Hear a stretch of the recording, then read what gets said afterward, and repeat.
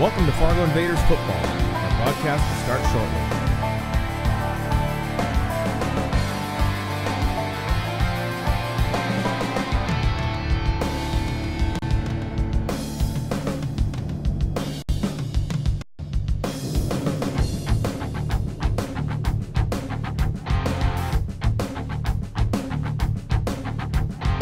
Welcome to Fargo Invaders football. Our broadcast will start shortly.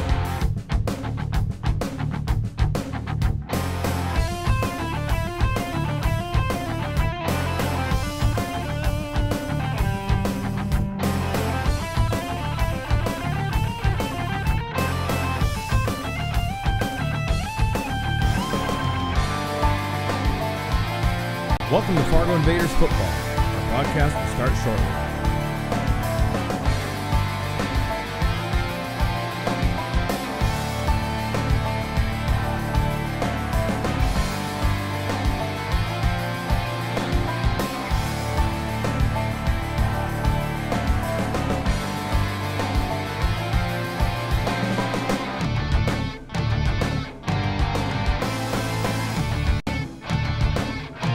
Welcome to Fargo Invaders football. Our broadcast will start shortly.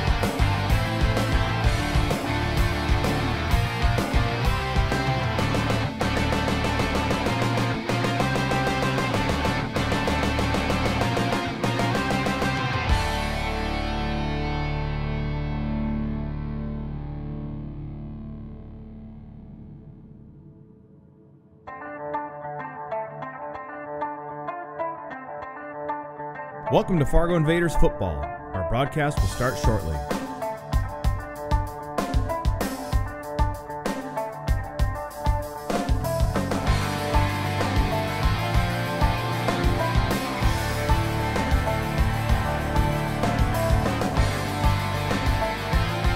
Welcome to Fargo Invaders football.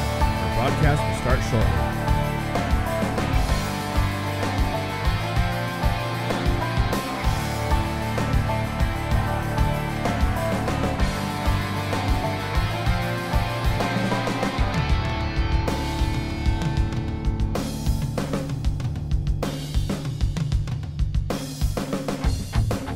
Welcome to Fargo Invaders football. Our broadcast will start shortly.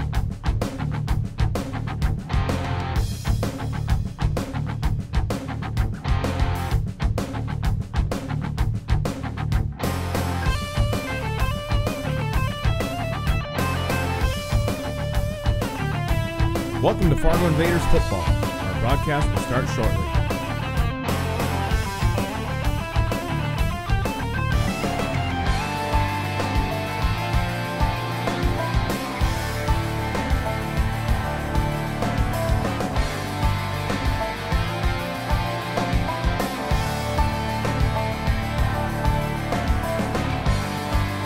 Welcome to Fargo Invaders football. Our broadcast will start shortly.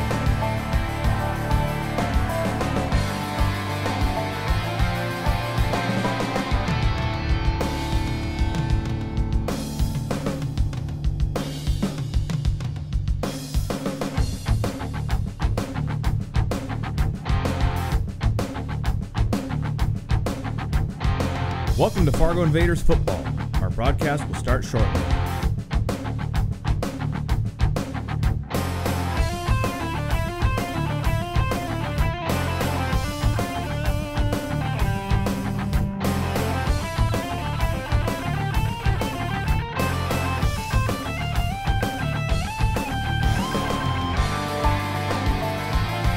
Welcome to Fargo Invaders football. Our broadcast will start shortly.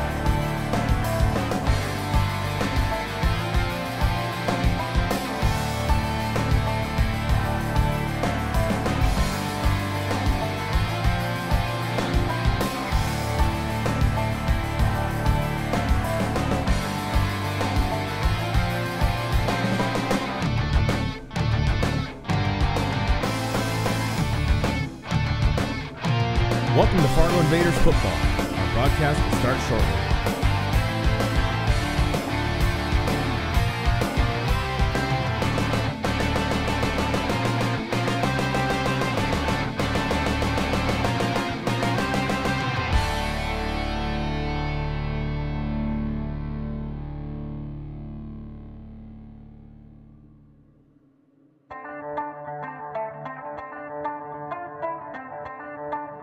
Welcome to Fargo Invaders football. Our broadcast will start shortly.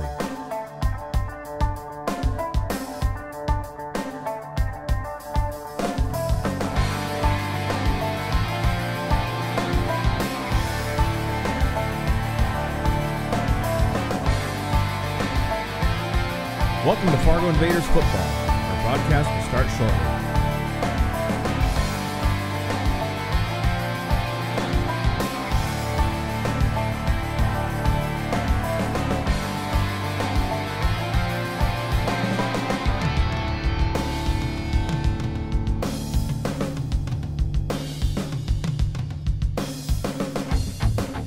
Welcome to Fargo Invaders football. Our broadcast will start shortly.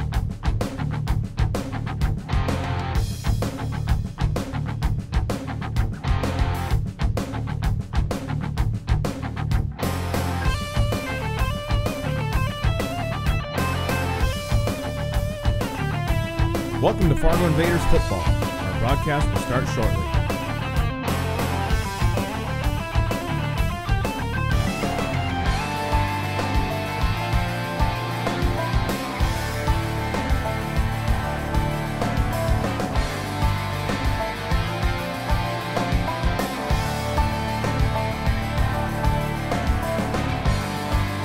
Welcome to Fargo Invaders football. Our broadcast will start shortly.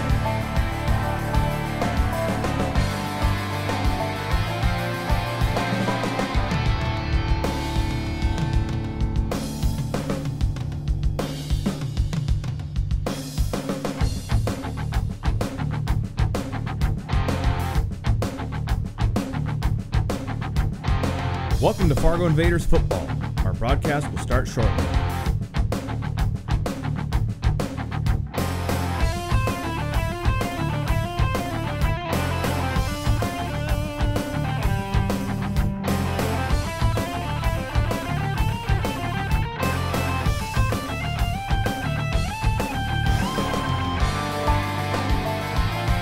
Welcome to Fargo Invaders football. Our broadcast will start shortly.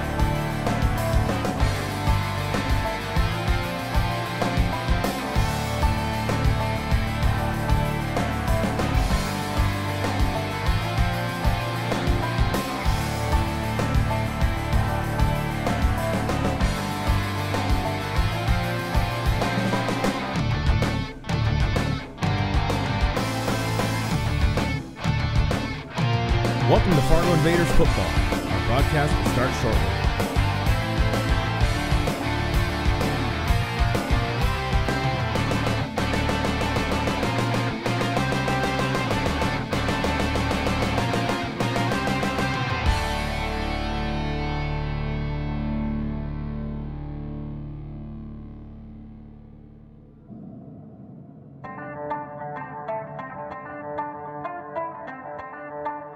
Welcome to Fargo Invaders football. Our broadcast will start shortly.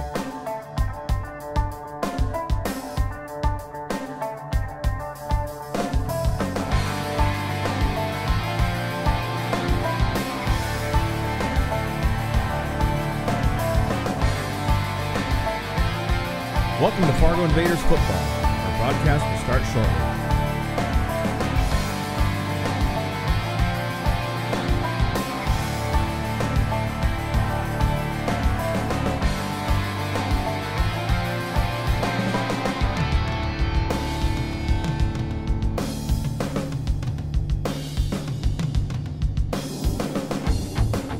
Welcome to Fargo Invaders football. Our broadcast will start shortly.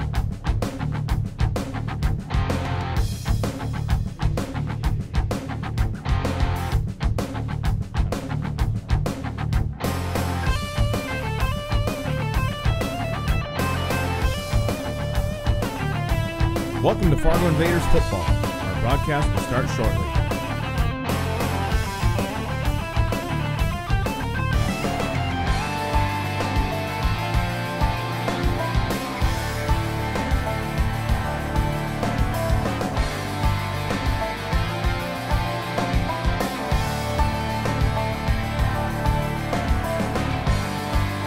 Welcome to Fargo Invaders football. Our broadcast will start shortly.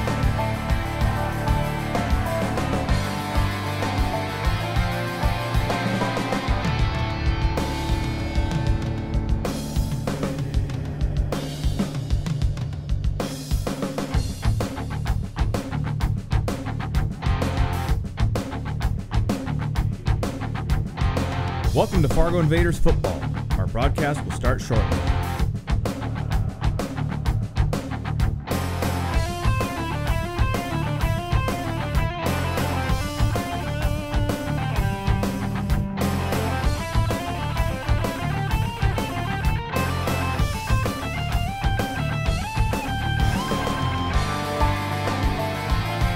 Welcome to Fargo Invaders football. Our broadcast will start shortly.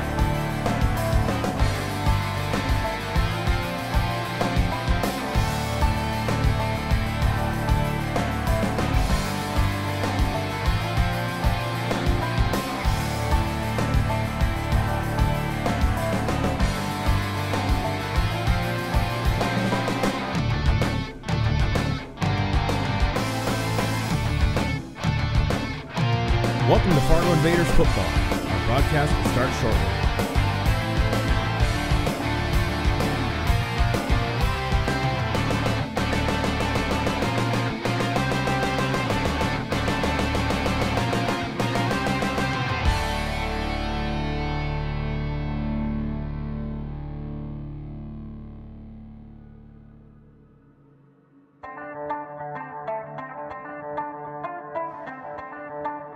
Welcome to Fargo Invaders football. Our broadcast will start shortly.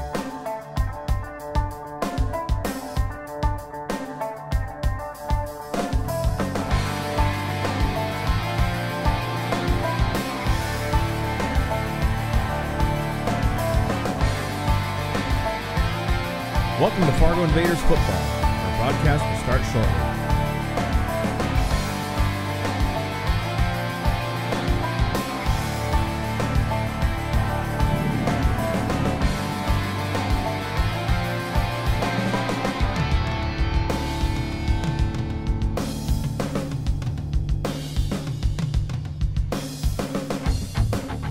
Welcome to Fargo Invaders football. Our broadcast will start shortly.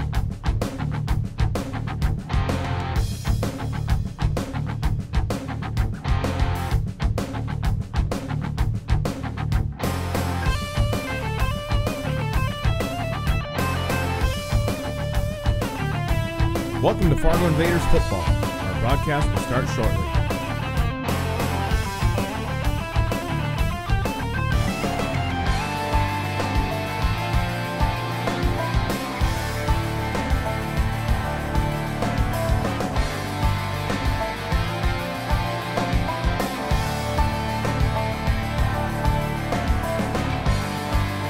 Welcome to Fargo Invaders football. Our broadcast will start shortly.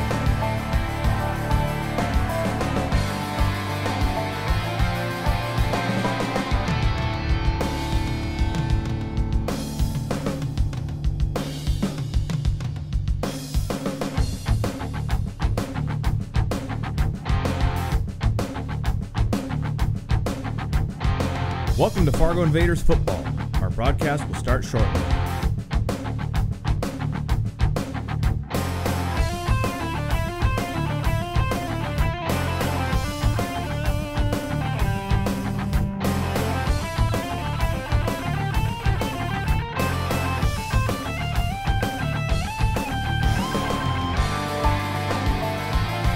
Welcome to Fargo Invaders football. Our broadcast will start shortly.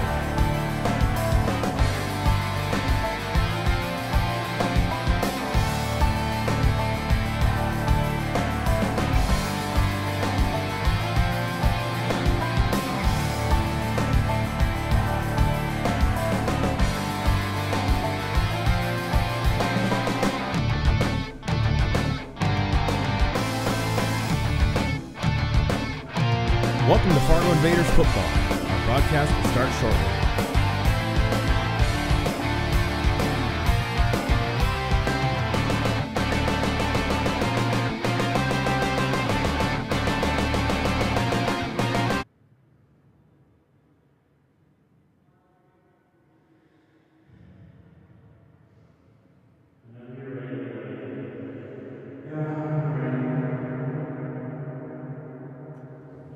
Good evening, everyone, and welcome once again inside the friendly confines of Sid Cichy Stadium for tonight's NEFL playoff matchup between the Northland Bulls out of River Falls, Wisconsin, taking on your Fargo Invaders. Northland Bulls come in tonight's game at 5-3 overall, while the Fargo Invaders are 8-2. Franco, a little bit of drama this week in getting to this playoff matchup today, wouldn't you say? I would say so. So as we had said last week, depending on how tiebreakers shook out, we may be on the road, we may be at home, and it turned out we did get a home game as the number 4 seed in the playoffs. But originally we were actually scheduled to play the Fox Valley Force out of Appleton, Wisconsin, and unfortunately due to their situation, they were unable to make the trip here to Fargo. So the league had an emergency meeting on, I believe, Thursday evening, and they decided to move the Northland Bulls from the 6th seed up to 5, and the River City Rough Riders from the 7th seed up to 6. Based on a head-to-head tiebreaker, and so with very short notice, the Northland Bulls are here in town today to take on your Fargo Invaders. That's true. And the Rough Riders are in St. Paul. They're in St. Paul, so tonight we also have a second game starting at 7 o'clock Central Time, where the River City Rough Riders are traveling to St. Paul on the campus of Concordia University to take on the St. Paul Pioneers in a first-round playoff matchup. If your Fargo Invaders win and the St. Paul Pioneers win, then Fargo will travel next weekend down to Sioux City, Iowa to take on the number 1 seeded Sioux City Stampede. However, if River City is able to pull off the upset, the Fargo Invaders will travel to Minneapolis, Minnesota to take on the Minneapolis Warriors, or I should say Burnsville, Minnesota, technically, correct? I believe they are in Burnsville. They are. So we're just moments away from getting things started, about 10 minutes away. So it's been a crazy week.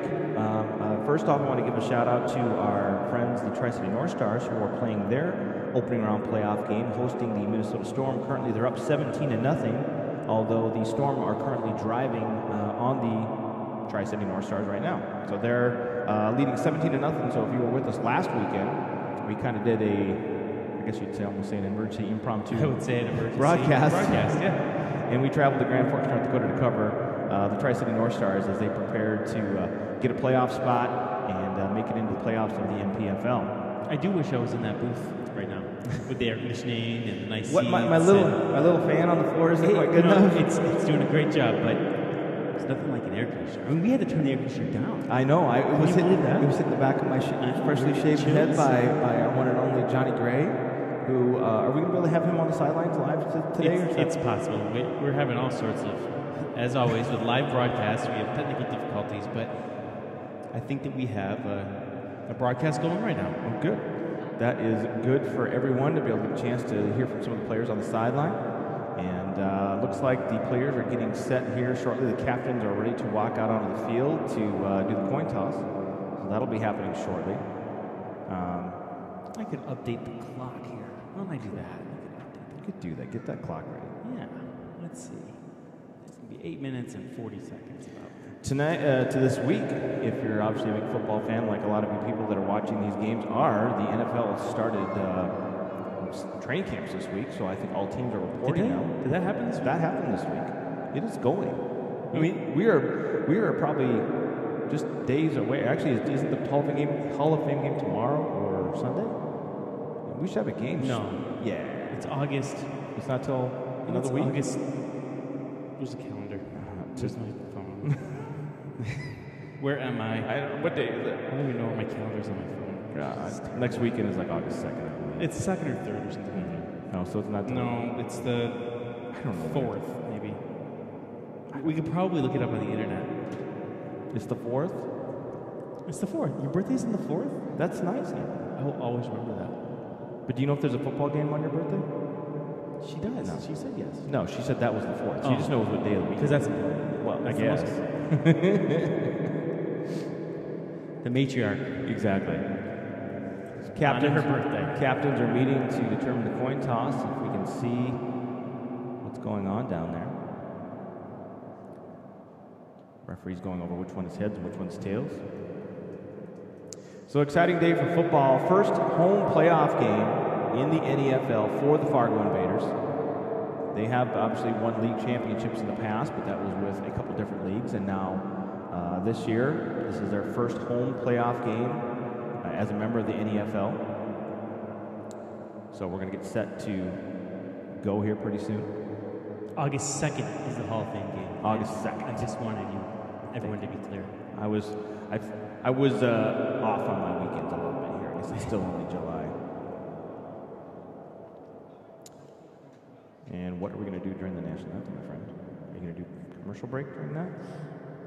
Because I don't think we have a microphone. We don't. I don't know what we do. Maybe we'll just mute it and have a moment of silence. Yeah, we could do that. So I did not see who won the toss, so we'll get set for that. We're just shooting by the hip like crazy. Absolutely. That's the way we do things. Yeah, as our team president comes running up, try and get things set up, I believe, for our huddle video sideline, possibly. So big day today. Winner moves on. This is the point we got to last year, folks. As the Fargo Invaders made the playoffs, had to make the trip down to St. Paul, Minnesota, and unfortunately came up well short in that game, losing to St. Paul, who eventually lost to Minneapolis. And obviously, Minneapolis was your league champion last year. So we are trying to get back to the point we were last year, which is today, and then we're trying to advance and do better than we did last year. So first things first, and it's the Northland Bulls on the schedule today. And we got a chance to cover them last year, Franco. And they've got a really good quarterback in Brett Schreiner. And he is one of the league's probably all-time best quarterbacks. Him, Cleveland McCoy, they've been playing in this league for several years. And Brett is a big quarterback who likes to stand in the pocket. It's kind of a Big Ben type. He can kind of make some things, extend some things while he's in the pocket, but he's not going to be like a St. Paul's Cleveland McCoy that's going to want to, if the play breaks down, he's going to try and run. He can move around the pocket, kind of extend the play a little bit, but for the most part, he's going to keep his eyes down the field and try and make plays in the passing game. We saw that last year in that Eastern Divisional Championship game where he had guys falling all around him, around his knees and ankles. He was able to stand in the pocket and complete passes down the field. That didn't work out so well for him in that championship game against the Minneapolis Warriors, where they were able to put some pressure on him, make him move around outside the pocket. So we are getting set now for the national anthem. So we're going to take a moment of silence here, and we'll be back.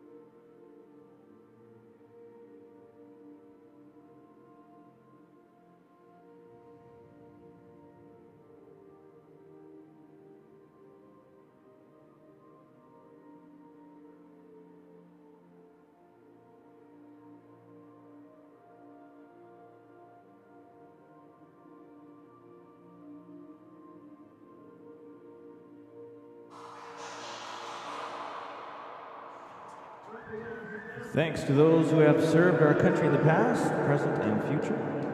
And we are ready for some football, Franco. Are you excited? I'm very excited. Very excited or just partially excited? Are you just saying that for effect? Probably. You know, speaking of effects, we were able to figure out some effects on our mixer today, but I don't know if we're going to be able to bring it to you. I don't know. I do have music to get started because we want to get it on. Nope, I got to push the program first, sorry.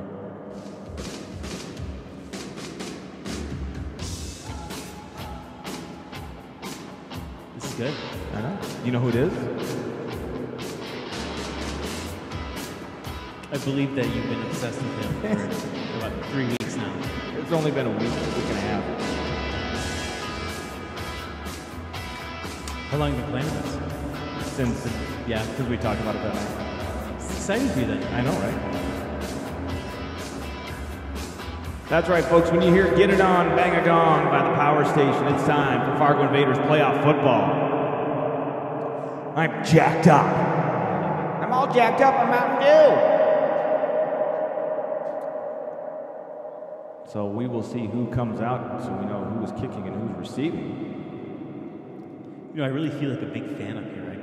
I am a big fan, but I don't know what's going to happen tonight. I don't. It's going into the Forest game. I kind of had an idea of what might happen tonight. Yep. I think that with everything that shifted around so quickly, you just don't know what's going to happen. Exactly. I guess you never know what's going to happen. No, you never know, but it's one of those things where it's in a sense, it's unprecedented because we are kicking off a game that, you know, we had been preparing against a different team, and with a day and a half to go prior to kickoff, the opponent switched. So all four teams that are playing this weekend were originally had completely different plans. Northland was scheduled to go to St. Paul. Fox Valley was originally scheduled to come here, and River City they were done for the season. They were ready to head out to the lake and go camping and whatnot, and now that's all changed. So now here we are, first round of the playoffs, and we've got a much different type of team coming in, although they're a little bit of a similarity. I was going to say, I think they're set up similar. I think the Bulls have a better quarterback.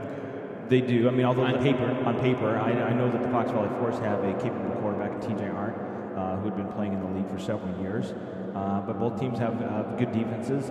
We know from last year that the Northland Bulls normally keep a very kind of short roster. They don't have 65 guys or more that want to play on the team. They usually keep it kind of lower numbers than the rest of the league to kind of ensure everybody's getting plenty of playing time. So it's a little bit different in that aspect. But I don't know, it looks like they're anywhere from 22 to 25 guys here on their sidelines today. So they are a bit short-staffed, but they did make the trip, and they are ready for some football. And the Fargo Invaders are ready as well. And it looks like the Invaders have won the coin toss, so they're going to defer. They're going to kick this ball off to the Northland Bulls to get things started. So we're going to put our defense out there on the field first and see what we can get going. Lazan Tahir set to kick this one off.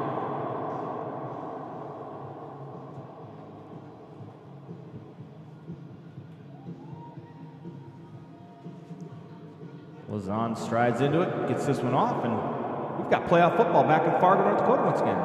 Kick is kind of bobbled by the return man, taken by number 81, and taken down, looks like first man there was Leonte Baldwin, returned by Terrell Thomas,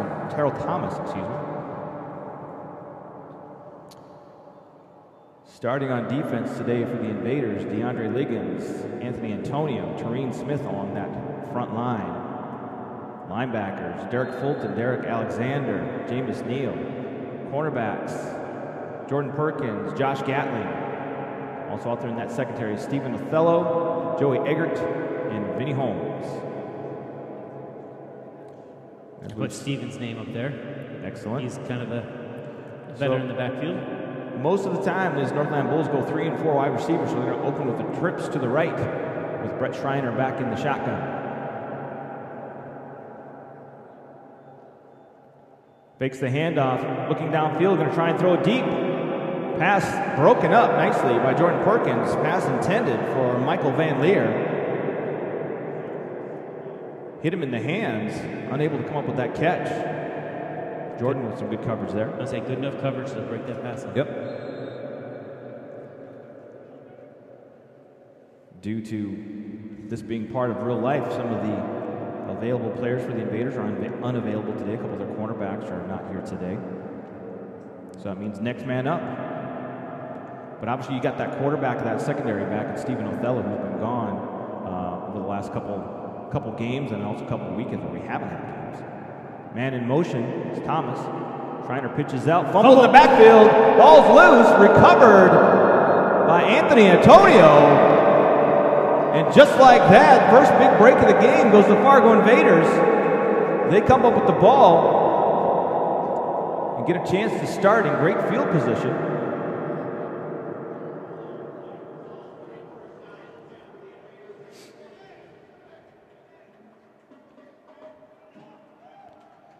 So today,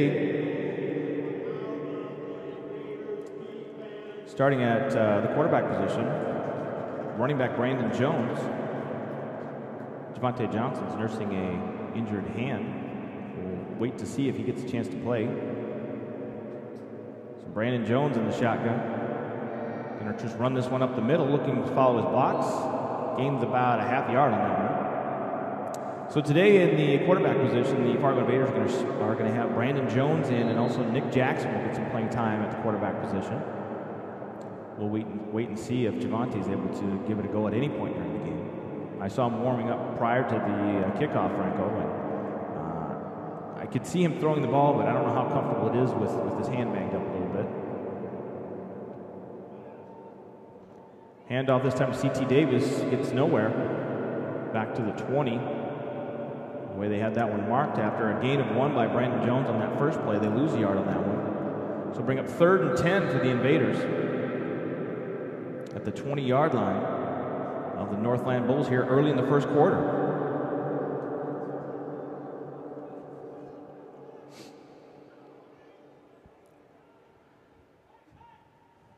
Brandon Jones and C.T. Davis in the backfield.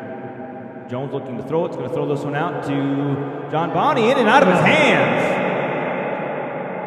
Nice pass by Brandon Jones. John Bonney went up for the pass. Couldn't come down with it. Hillary Luke in on the coverage. As some of you may remember from the championship and semifinal game, especially the semifinal game, I did not pronounce Hillary's name right. I think I said Hilare because that's what I said. So Lazan Tahir out to attempt looks like a 38-yard field goal. Bad snap. Lazan picks it up. He's going to have to throw it and just going to have to fall on it.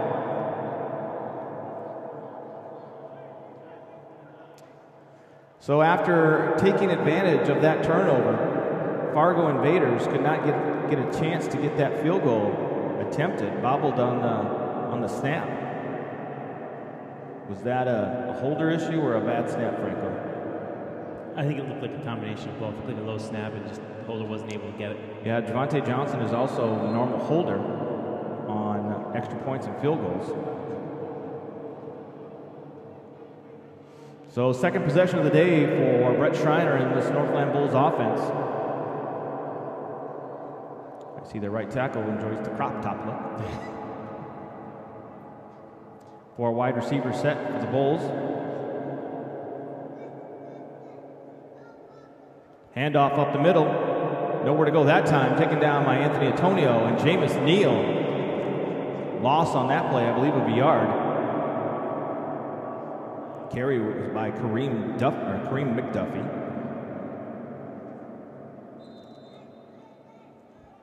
So 2nd and 11 for the Bulls. Could be in for a defensive battle today, Franco. I was just thinking that. Of course, the Invaders didn't get a chance on that field goal, and also that pass in and out of the hands of John Bonney. Could have been 6 right there. So 2nd and 11. Schreiner looks over the defense. Looking out to his left. Pass completed along the sideline. Down the sideline he goes. Gets pushed out of bounds. Looked like Jermaine Armstrong was over there in coverage trying to make a play on the ball. Pass is completed all the way down to the Fargo Invaders' 35-yard line. And with a couple guys out there that are getting more playing time than they have in the past, it kind of changes that whole dynamic of that secondary. Fargo Invaders are going to have to be able to get some pressure with their front 3. I was just going to say that. It may turn into an offensive-defensive line battle. Invaders, with some issues on offense, are going to have to try and make sure they are sound on the defensive front. Pass is in and out of the hands of number 11. That is Andy Allison. So 2nd and 10 for the Invaders. Or excuse me, for the Bulls. Crowd still flowing in. Good crowd on hand today for this playoff matchup. It's a beautiful day. Low 80s. 80 degrees. Mostly sunny. That's very low 80s. Some might even consider that high 70s. Really high 70s. Could be the high 70s. So 2nd and 10, trips to the right for Schreiner.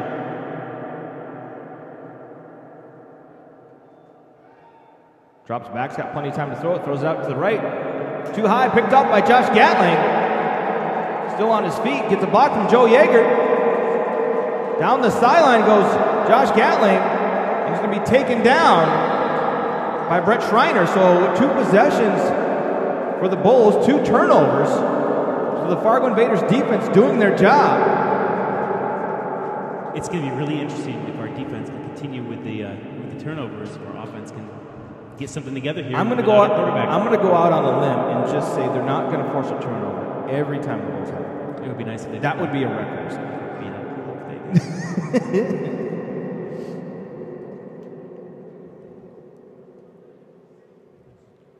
So 2nd possession of the day for the Fargo Invaders. Coach Lundgren out there giving instructions to his offense. We'll see who comes out at quarterback to start this drive. Looks like Nick. Nick Jackson getting the opportunity this time. Joined in the backfield by C.T. Davis and Leontae Baldwin. In that 2-back kind of offset I formation, if you want to call it that. Bobble the snap, gets it to C.T. Davis, makes him a couple men miss, and gets enough, I believe, for a Fargo Invaders first down. Down to the 32 for a first down. Now, if the Fargo Invaders can get that running game going today, it would be a great help. Yeah, absolutely would. To winning this game. That's exactly what we need.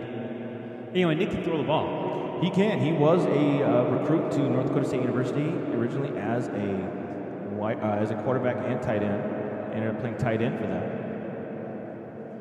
He hasn't normally played a lot of quarterback in this league. I believe a couple of years ago he did. So same formation, just flipped it to the right-hand side this time.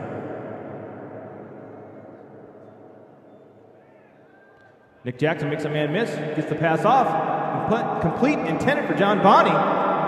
Very nice. See where they mark it. Looks like enough for another Fargo Invaders first down. Nick Jackson shaking off a little bit of that rust. So they are once again inside the red zone. Need to get some points out of this. As obviously with any football team, you want to get out to an early lead, put the pressure on that other team to try and make scoring plays every drive. Kevin Irby out wide left. John Bonney and Micah Arnold wide right. Brandon Jones in the backfield this time.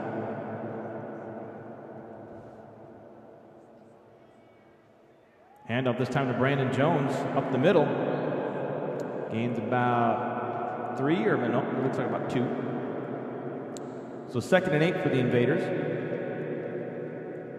Getting a little bit of a rhythm here on offense.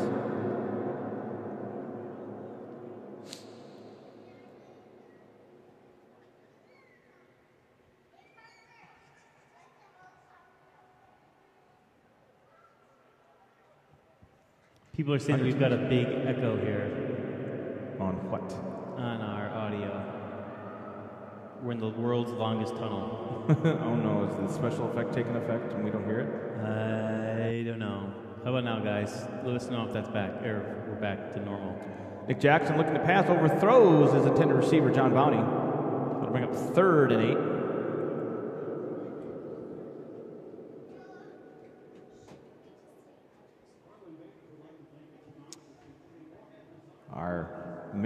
Our audio mixer today, and in addition with the computer, has been a little bit wonky to say the least.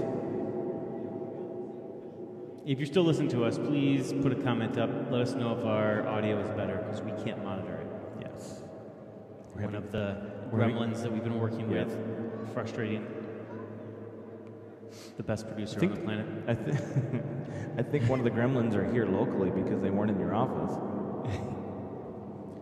Johnson looking to pass. Throws it out this time for John Bonney. And is intercepted in the end zone. Penalty flag. Is it still echoing, Amber? Yeah. It's something with this, I believe. Hello? Now I can hear Hello? How about now?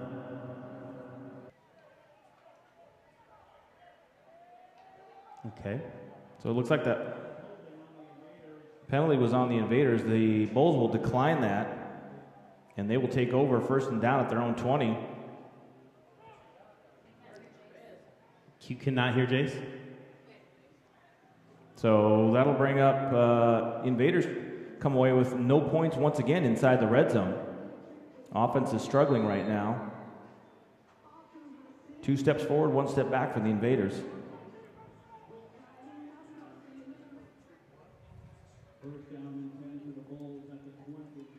Okay.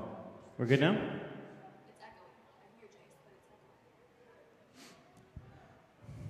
This mixer doesn't like us anymore. What about that? We'll have to try that.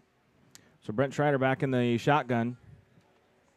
Snap, handoff up the middle. Running back falls down. McDuffie. Be a loss of a yard or 2 on that play. It's good now? You pushed a magic button. I think I got it. Way to go. That's why you're the master mixer producer extraordinaire.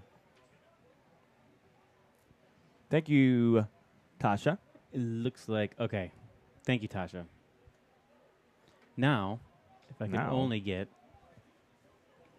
Get what? The comments to come up? Yeah. You just want everything to work correctly. I do. I really I don't know why you expect so much. Just like that. So 2nd and 11 for the Bulls. Schreiner gets the pass out quickly, and it's incomplete. Kind of a wobbly pass there. Schreiner didn't get his feet set. Tries to throw that one out quickly to Mike Rodriguez. So 3rd and 11 now for the Bulls. Invaders trying to hold. I guess there's some that would not be surprised by this being kind of a shaky start for both teams. Even more so with the Invaders with their quarterback out on such short notice. Teams kind of playing just basics. Schreiner with some pressure by Felton. James Neal takes him down to the backfield, sacked. Felton Somerville applied the original pressure, could not bring him down. Then send in Jameis Neal to clean that up. Force a 4th down and long for the Bulls. And I believe that Mike Rodriguez is their kicker and punter and receiver and accountant and sous chef and Manny as well. So he's got a lot of roles on that team. So. Oh, good for you. There we go. We got Jameis Here's Felton's the name up on the screen. End over end kick. To be picked up by Cornell King at about the 42-yard line. Picked up a couple blocks. Gets into Northland Bulls territory. So once again, Fargo with good field position to start a drive inside Northland Bulls territory. Do you need a commercial break? Or a read? Because why don't you do a read real quick? Who you got? This one. We're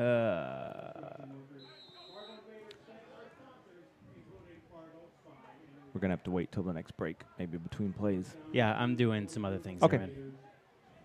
No worries. Brandon Jones back at the quarterback position this time. Bunch to the right. Nick Jackson wide left. Reverse to John Bonney. Got a man to beat. Tries to get past him. Devin Wolf out there kind of in no man's land. He can't go back and block the guy. We get a block in the back penalty. So you got to wait for John to make a man miss. Only gains a yard on that reverse play. Still feels as though the Invaders are close to breaking a big play here for a score, Franco.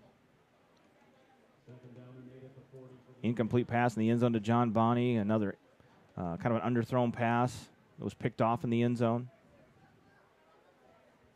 All right, I give up. Not working. Okay, don't worry about it. Not working. So 2nd and 8 for the Invaders, it looks like. Hand off to C.T. Davis off to the right-hand side. Tries to fight his way through there. Only gains another yard. It'll be 3rd and 7 now for the Invaders. So we have a player down for the Bulls. Number 55 is kind of holding that left leg. That's Jajon Castile. All right, now I can do a read.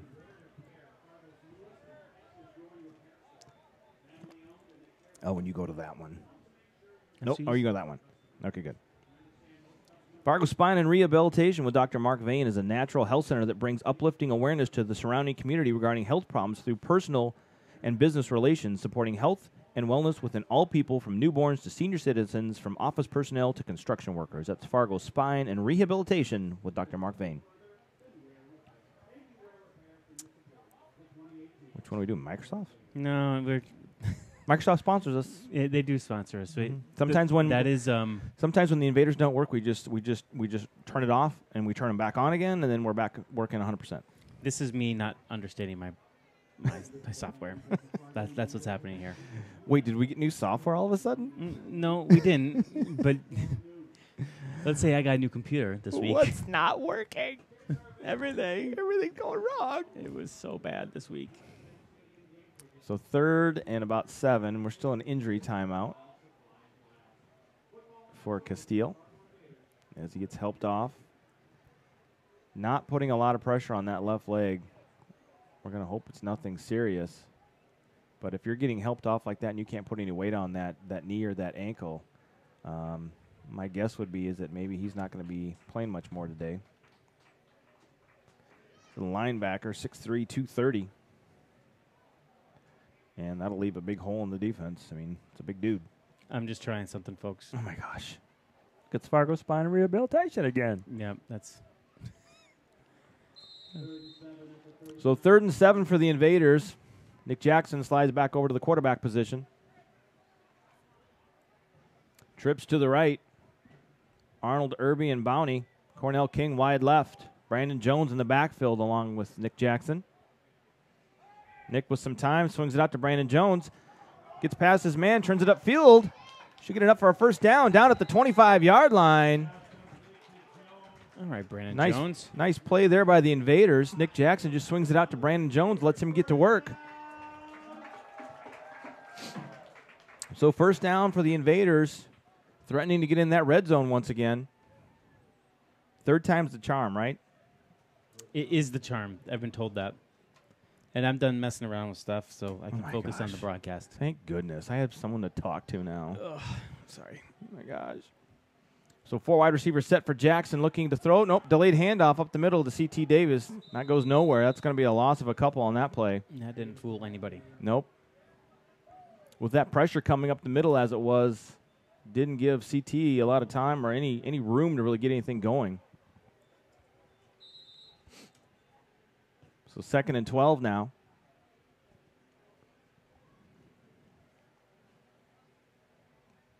Just waiting to see something happen for this team on offense.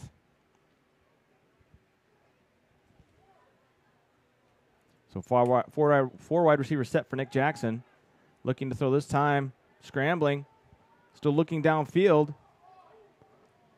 Pass is caught and complete to Kevin Irby inside the 10-yard line. Nice job by Nick Jackson to scramble away from the pressure to his left, keeping his eyes downfield. Saw Kevin Irby break open. Hits him for a first down, so that'll be inside the 10. 1st and goal for the Fargo Invaders. So we'll see what the team tries to dial up on the offensive playbook this time. Looks like Brandon Jones is calling the play, so he is probably going to be in that quarterback now. I wouldn't be opposed to seeing a little read option with Brandon Jones and C.T. Davis. I think you're going to see that. 2 of the Fargo Invaders' best running backs right there. Penalty flag, delay of game.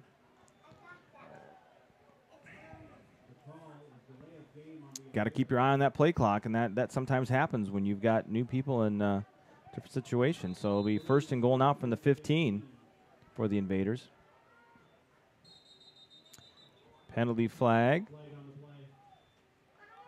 false start on the Invaders. I don't think everybody was set. So just get inside the 10-yard line for first and goal, so we're already back to the 20-yard line. So we're still in the red zone, though, Franco. We are. Astute observation. So we're going to line up in the same formation one more time. See if we can get it going right this time. Brandon Jones fakes the handoff. He's got Nick. He's got to get some time. He's going to just run this one, making men miss. He's going to get about 3 on that play. He had Nick Jackson out there. Couldn't get it to him. He had pressure being applied by a couple of the Northland Bulls defenders.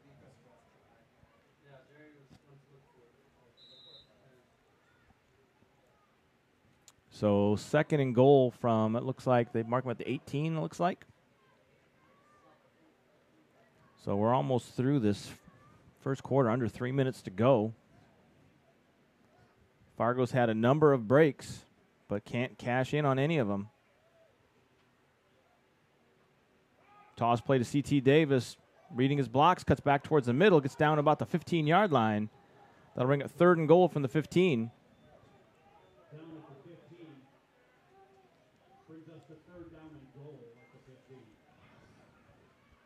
So third and goal. A little nerve-wracking, though, if you get to fourth down again. New holder back there. It's a backup punter, Chris Rendell. Look at the size of that rabbit. Yep, that's our, it's got to be our mascot over there, I think. He was here at practice a week or two ago. The size of a terrier. Mm-hmm. Brandon Jones going to just keep this one on a quarterback run up the middle. It gets inside the 10-yard line. We'll mark him down, I believe, at about the 9. So it'll bring up fourth down and goal for the Invaders.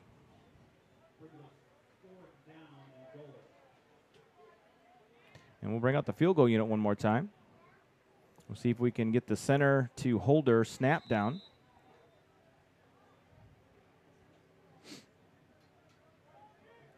And as long as Chris gets this ball down for Lazan, this is well within Lazan's range. Snap, set, and the kick. It is up and it's good. That's a great hold. That ought to get the nerves a little bit settled for Chris as the holder.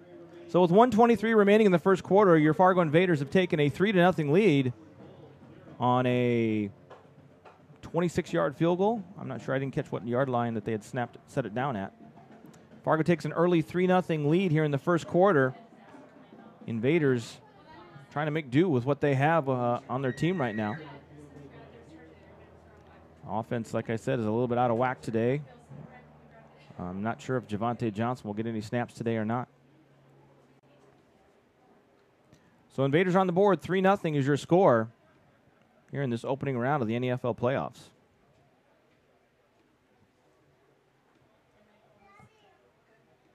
Let's see if I can check on North Star's playoff game as well. Fourth quarter up in Grand Forks, 7:37 to go. North Star is up by 17. I haven't updated the score. I believe it's still 17-0. Our former quarterback, Trevor Taylor, quarterbacking the North Stars.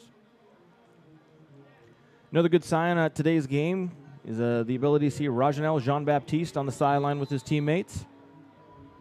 Some of you may or may not know he suffered a neck injury week 2 of the season against the Minneapolis Warriors. And he continues to improve daily. And he's back on the sideline with his guys. So another chance after this kickoff for the Fargo Invaders to get their defense out there and see what they can do against this Bulls offense. Tahir kicks this one deep.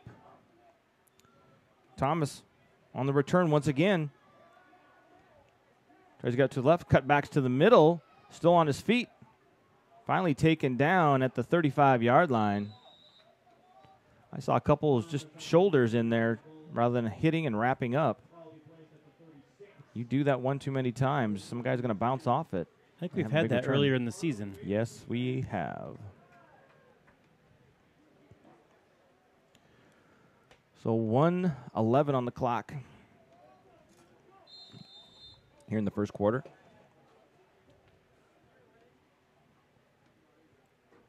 First and 10 for the Bulls at their own 36-yard line.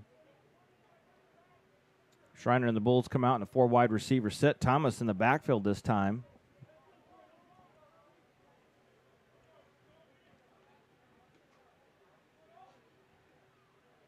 Schreiner gets set, looks over the defense. Takes the snap, going to throw it out to his left. He's got a man, number 12, Rodriguez, pushed out of bounds at about the 40-yard line. See if they mark him at the 41. Gain of about 4 on that play, so 2nd and 6 now for the Bulls. Positive yardage for the Bulls on that play.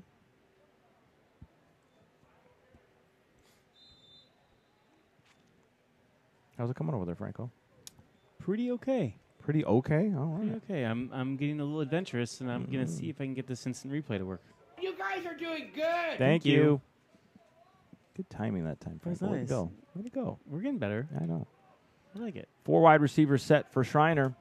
Fly in here. Stop telling people there's a fly in here. Run up the middle.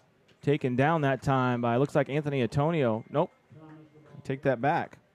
It was by number 50, Edwin Fanbula. I don't even know if I'm saying that name even remotely close. Jameis Neal came knifing through on that left-hand side. Basically got back there so fast, had to turn around and run towards the line of scrimmage. Track down that running back. So 3rd and 5 for the Bulls. That is the end of the first quarter. So after 1 quarter, your score, Fargo Invaders 3, Northland Bulls nothing. You are listening and watching NEFL playoff football on the Fargo Invaders Radio and Entertainment Network.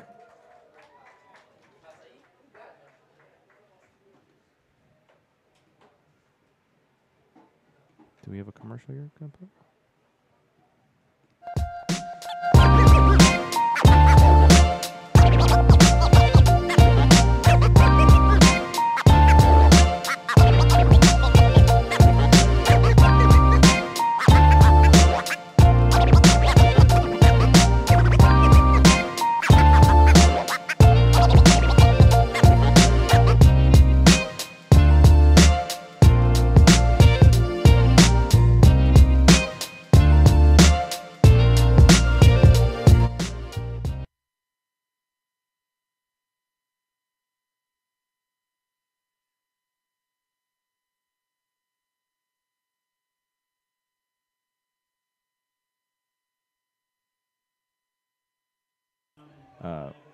Mixer, and you got all these buttons on it, you don't know what they do.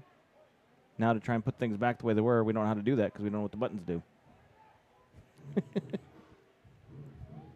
Classic. I got a text message that made me a little nervous. Uh-oh. But we're good now. What was the text message? Don't worry about it. Well, then don't tell me that. Well, I'm just saying. 3rd and 5 for the Bulls at their own 46-yard line. 2 receivers each side.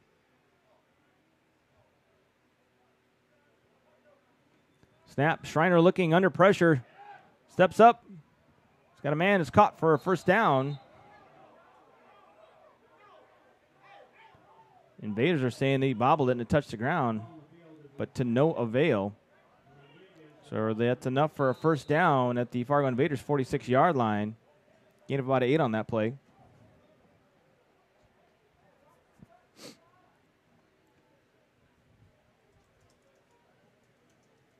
So first down for the Invaders.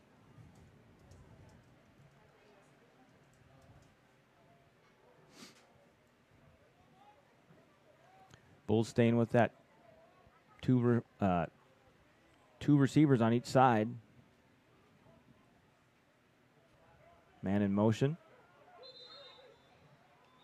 Wait. Ready? What? I got it working. There you go. Hey. Delay game. So that'll back them up 5. It'll be 1st and 15 for the Bulls.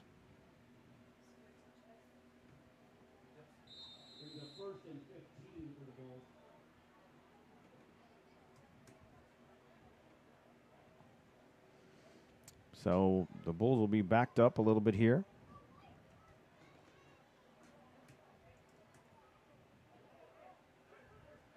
All right, well, our guy from the Sioux City, I wasn't looking at my phone.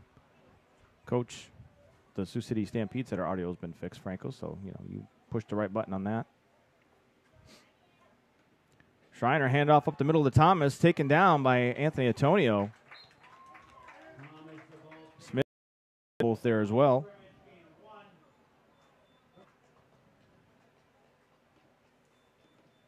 As everyone messaged me individually, saying we had an echo. I don't know if you heard that or not. Did we have an echo? We did. All right. Update from someone on that makes me happy.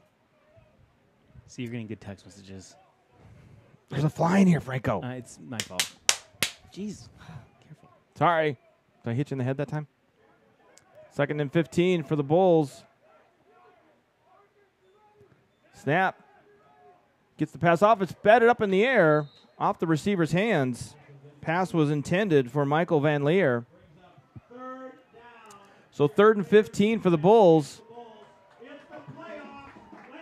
3rd and long for the Bulls. Invaders continuing to put pressure on Brett Schreiner. Not allow him to get comfortable in that pocket.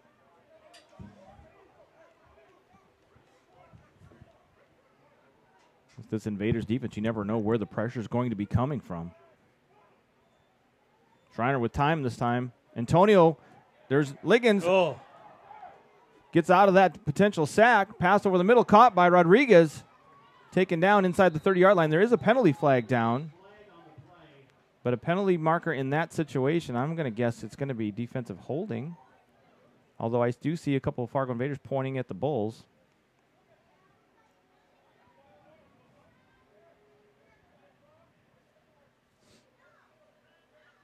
Nope, it is on the Invaders.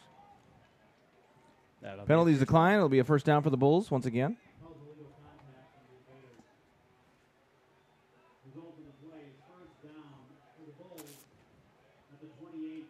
So first down, once again for the Bulls. Had him at 3rd and long, almost had another sack on him. You blew it! Sorry. So once again, Bulls get a first down, starting to move the ball. This Invaders defense is going to have to get some pressure on Schreiner, not allow him to pick this defense apart. Low snap this time. Toss out to Thomas. Derek Alexander had him initially. Eventually taken down by Levi Romich and Jameis Neal and Anthony Antonio. So loss on that play. Really low snap on that play. A little bit dangerous there for the Bulls.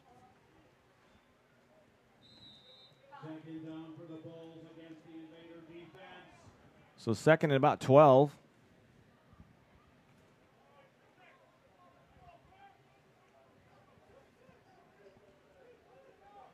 Trips to the right this time for the Bulls.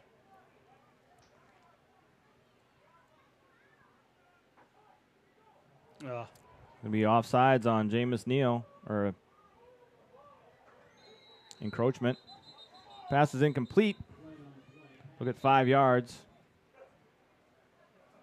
And try this 2nd down play one more time.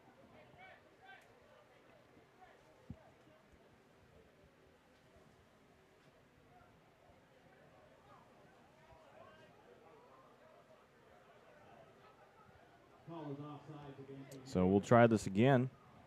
Jameis Neal trying to time up that movement to try and time it just right to get across the line of scrimmage as the ball snapped.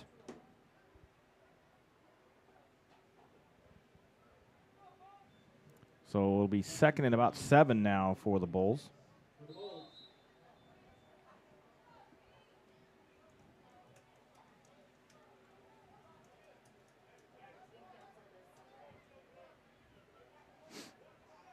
So Schreiner with 4 wide receivers once again. Thomas in the backfield with him.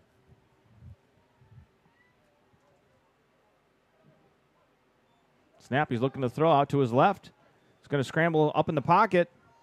tries to throw, hit his man, and they're going to say he caught it. Oh, I am not a fan of that. That was a good catch. That was a good catch. He had both toes in. You think so? Yeah, absolutely. That was a good catch. As I said, Schreiner's kind of like a Ben Roethlisberger, one of those bigger quarterbacks that'll move around in the pocket just to extend the play. So now the Bulls are at the, I believe, 8-yard line. First and goal for them. Time for a big play by this Invaders defense.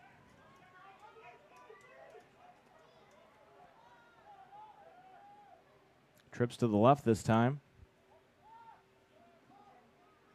Snap, Schreiner looking out to his right.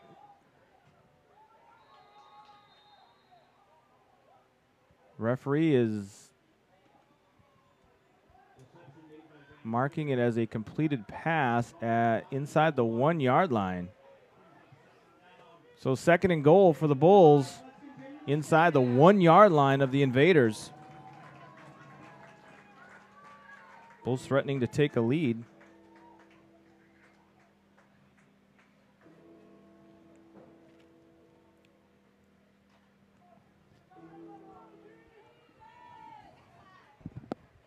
Schreiner getting into a bit of a rhythm this drive. Antonio Seals checks in at running back for them. Rodriguez shifts. Now timeout called by Schreiner. So with 9:33 to go in the first half, Bulls threatening to take a lead inside the 1-yard line of the Invaders. You're watching Fargo Invaders football on the Fargo Invaders Radio and Entertainment Network.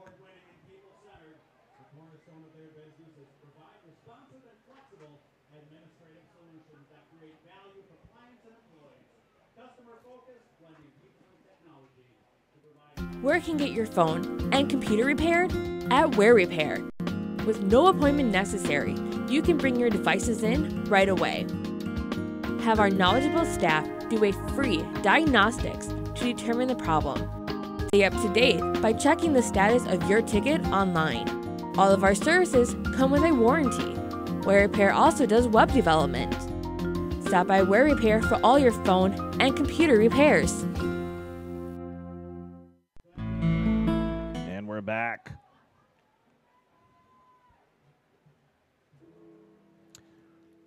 Second and goal for the Bulls. Deep inside Invaders territory.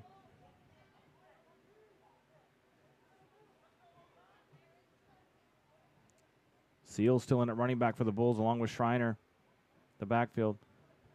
Looking to pass. Man is open in the end zone. That's touchdown to Nathan Kent. And that's a touchdown for the Bulls. And they've taken a 6-3 lead over the Fargo Invaders here in Fargo, North Dakota, opening weekend of the NEFL playoffs.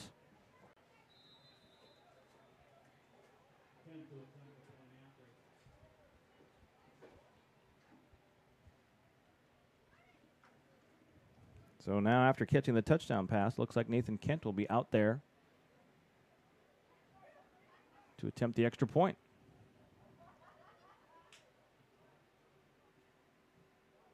Snap, set, and the kick is up and is good.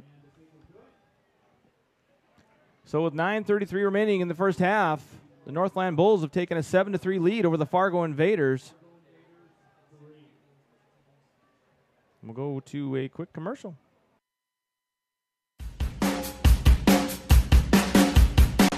Hi, I'm Scott, Admiral Big Gun Backstrom from TailgateMaster.com. My best-selling blend is called Tears of Our Rivals, and it's an everything blend because, you know, when you're tailgating and you're at the game, everything tastes better if it's sprinkled with the tears of your rivals. I really enjoy grilling, I really enjoy tailgating, I really enjoy... Unfortunate turn of events for the Invaders. That last drive for the Bulls got him into the end zone. The commercial wasn't over, dude. Oh, I'm sorry. I was looking at the screen, I'm sorry. Don't, you just let me cue you. I saw the screen, I saw the field. You didn't see it. I saw something. Not the right thing. This is the screen you want to look at. Oh, my bad. This is your preview screen. Wear repair, everyone. Wear repair. Jordan Perkins and Cornell King back deep to return this kick.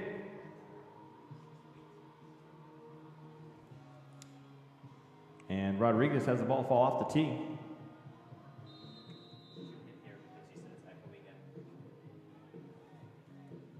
I don't know that one. Hey, Crystal, is that better? I think I pushed this one and that one once. No more pushing anything. Just Sorry.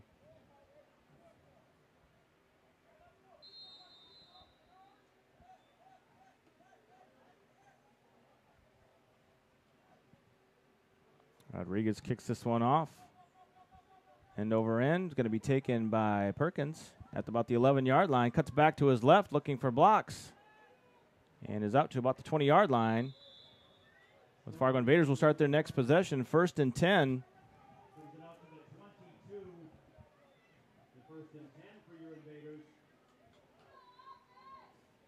So win or go home is the scenario today, folks.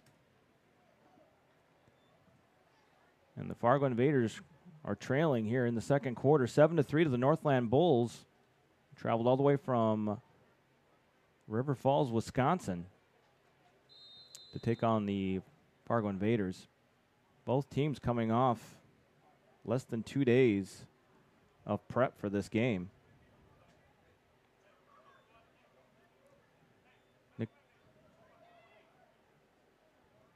Nick Jackson and a quarterback. Constant Jackson gets out there before the play is set.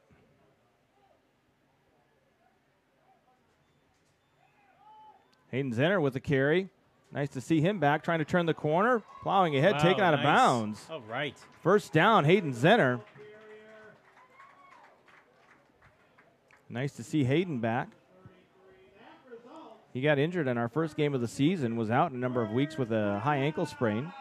Came back for the River City Rough Riders game, and then unfortunately in that game came down with a calf injury. So it hasn't been the season that Hayden had hoped for after joining the Fargo Invaders this year. Getting a chance to carry the ball today.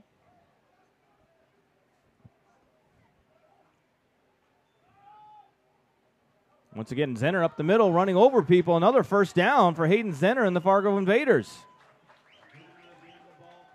Hayden Zenner, a much different style of running back than C.T. Davis and Brandon Jones.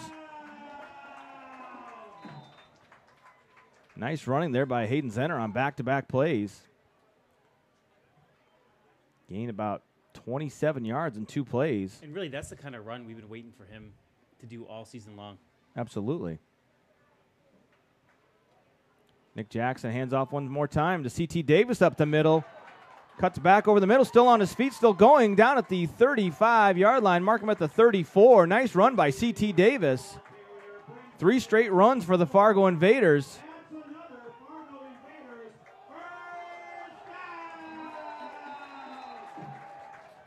Looks like number 35.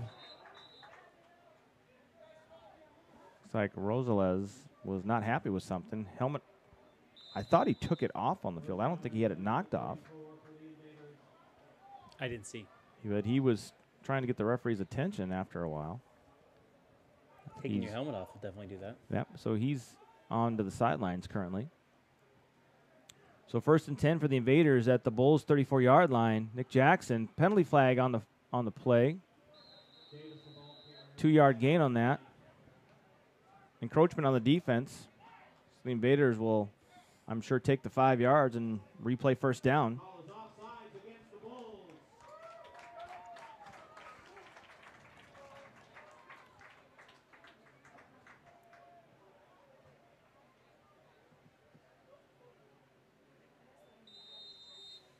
So 1st and 5 for the Invaders at the 29-yard line of the Northland Bulls.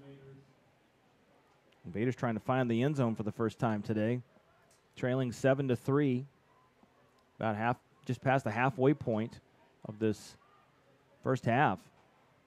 Or first, second quarter. This will be another offside. Should be another offside. Nick Jackson scrambling. He's going to throw this one away.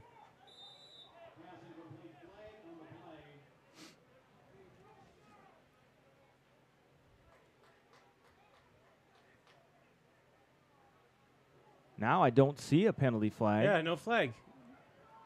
That in no way, shape, or form looked like that should have been a play that actually counted. I mean, it looked like the Bulls were completely offside. Yeah, there were 3 of them offside. At least 2. Mm-hmm. No penalty call on that one. How bizarre. Wow. So 2nd and 5. Maybe the refs are on short notice as well, too. Yeah, it could be. 2nd and 5. 4 wide receiver set for Nick Jackson. Nick Jackson gets a pass out to Kevin Irby. Defender falls down. Kevin Irby still on his feet. Inside the 10, down to the 5. Still going. And they finally wrestle him down. Nice play by Kevin Irby. He's hungry. He wants to get in the end zone. He really does. He's wanting to help out Nick. Absolutely. Next man up today for the Fargo Invaders.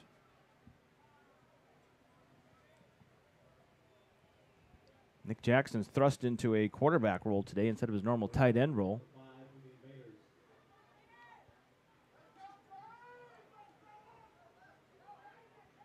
So that kind of offset I formation with Zenner and Baldwin in the backfield. Jackson looks over the defense.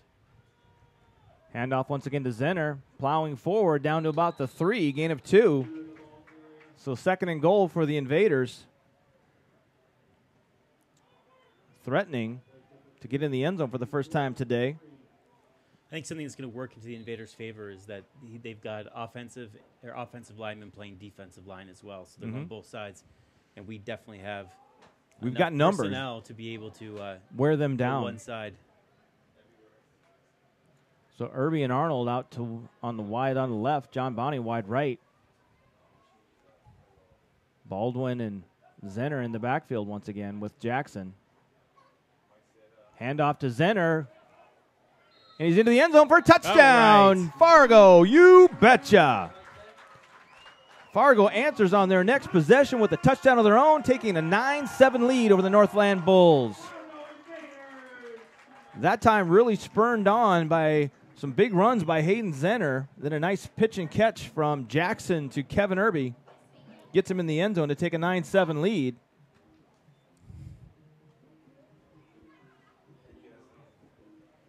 So we have another I think we're good. Bull injured down on the field right now.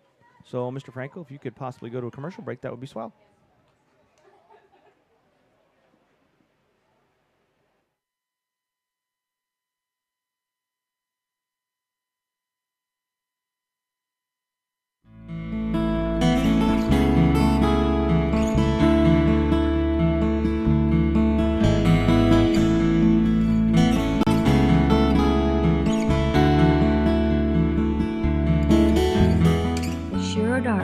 Is an ancient Ayurvedic treatment. It balances the hemispheres of the brain. It helps with insomnia, depression, anxiety, and so much more.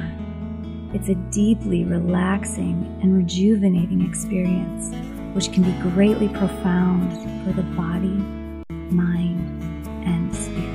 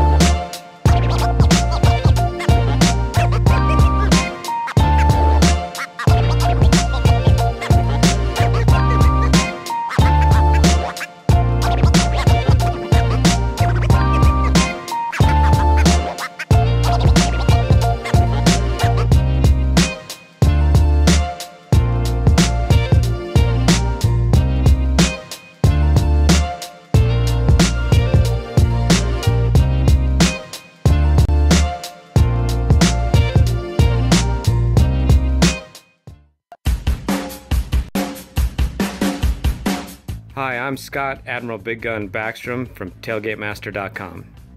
My best-selling blend is called Tears of Our Rivals, and it's an everything blend because, you know, when you're tailgating and you're at the game, everything tastes better if it's sprinkled with the tears of your rivals. I really enjoy grilling, I really enjoy tailgating, I really enjoy this type of outdoor football. When I found out that the Invaders have this fantastic team playing right in Fargo, it seemed like a really natural fit to me. I'm a huge Minnesota Vikings fan. My wife is NDSU alumni, so I always cheered for the Bison. You know, Vikings, Bison. Here's another awesome horned-hatted team.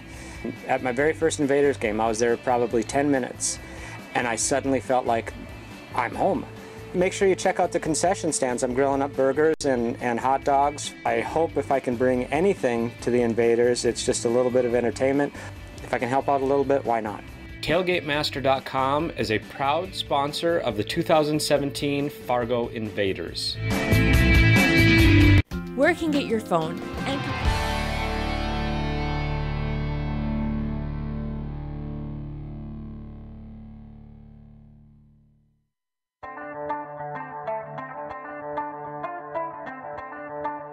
Welcome to Fargo Invaders Football. Our broadcast will start shortly.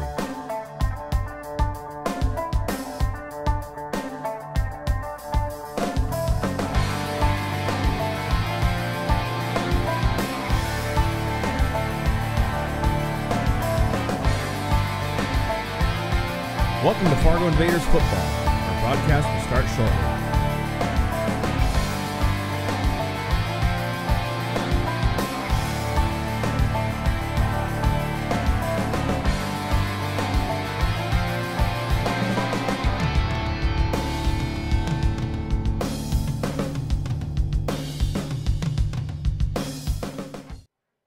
And we're back. Oh. What? Michael Guyton was in here. Michael Guyton. Here, look at Board member. Board member. Sponsorship manager. Let's make sure he sees it. I approve.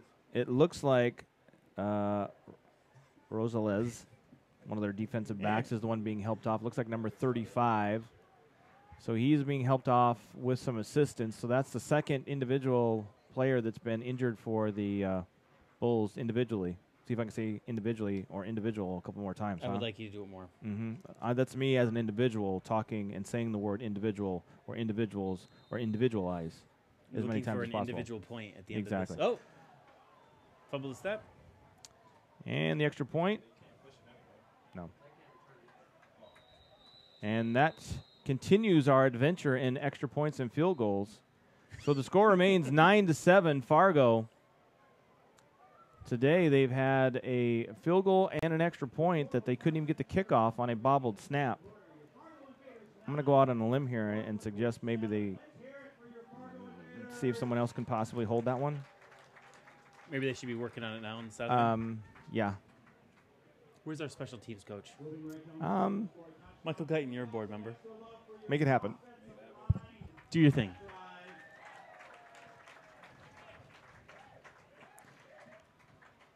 So 9-7 is your score, 5:30 remaining on the clock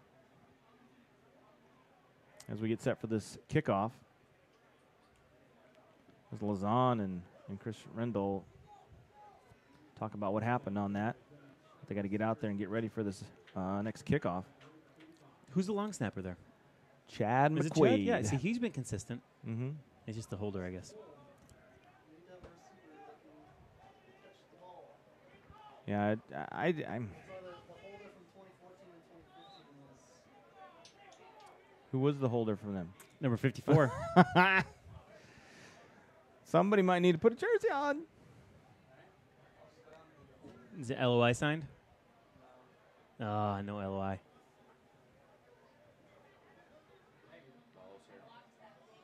Oh. Do you have any special entrance music for him or anything? No. You got to get up high to get down low. We should work on that. I know. Individual songs for individual players? That's back on the individual. I know. Individually. Tahir set to kick this one off. Gets a good kick this time, deep. Thomas takes it at the goal line. Looking for some blocks on this return. Hits out to the right. And is taken down by John Bonney. Gets outside the 30. I think they're marking him at about the 31-yard line.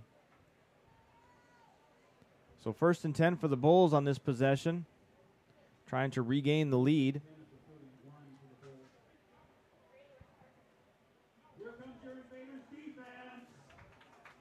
So the referee gets the ball spotted. The rest of the defense heads back out on the field. I see Landon Moline out there at safety. As I bring his name up, it's good to see number 28 back on the field. Absolutely. He hasn't been able to play since he injured his shoulder in that St. Paul Pioneers game here at Sid-City Stadium.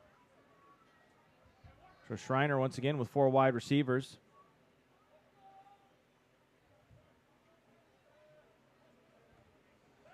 Looks out to his right, has a quick pass there. Pushed out of bounds. Pass completed to Michael Van Leer. Gain of about 6.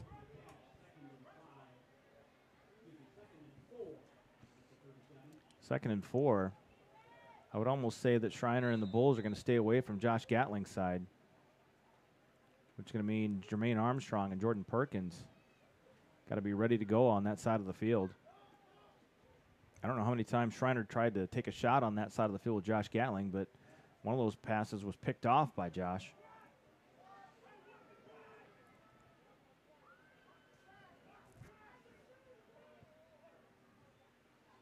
Handoff up the middle, taken down. Play, Jameis. Jameis Neal back in the backfield, taking down McDuffie, bringing up 3rd down once again for the Bulls.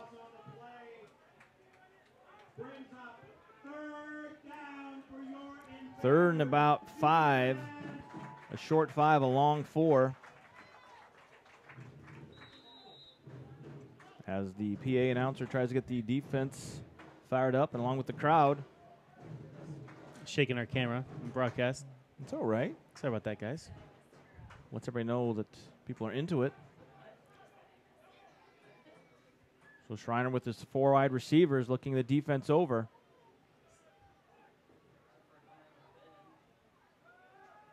Time to pass, gets it out, goes down the sideline, pass caught and intercepted by Jermaine Armstrong. 3rd turnover of the day for the Bulls. 2nd interception by this Invaders defense. Invaders defense rebounds after that last touchdown drive by the Bulls, giving the offense the ball back. And the Invaders have once again seized the momentum in this game.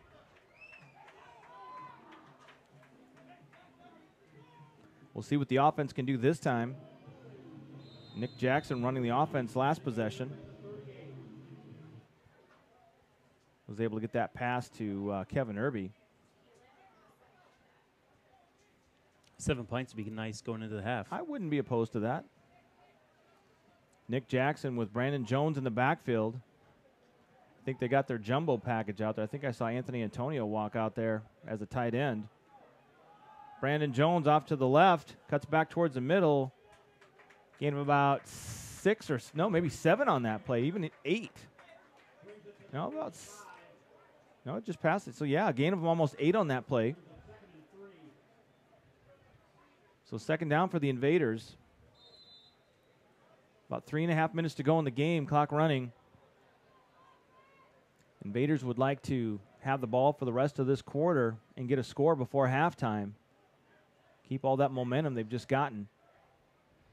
Nick Jackson, handoff to Brandon Jones. Got to pick his way through a big mass of humanity there. Ball came loose but recovered by Cornelius Wallow. That should be enough for a 1st down.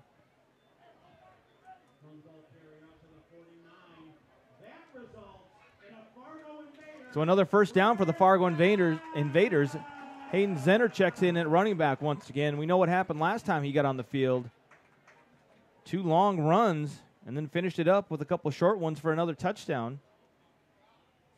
He's been our short yardage back when he has been healthy. I'll take another rumble. Hand off this time to Zenner, trying to get the outside. Stiff arms a man down the sideline. Steps out of bounds at the 40-yard line. Gain of about 9. See where they mark him out. Referee kind of shuffled his feet there. And they're giving him a 1st down, so it's a 10-yard run for Hayden Zenner. All right. The PA announcer gets into it. Playoff football. Get into it. Ooh, we should. Yeah, brother. Almost at the 2-minute warning. And I think they're going to let this one run down to the 2-minute warning. And that's it. 2 minutes remaining in the first half. Fargo Invaders lead 9-7 with the ball here late in the first half. Getting their running game going against the Northland Bulls, trying to wear this defensive front out. Fargo Invaders.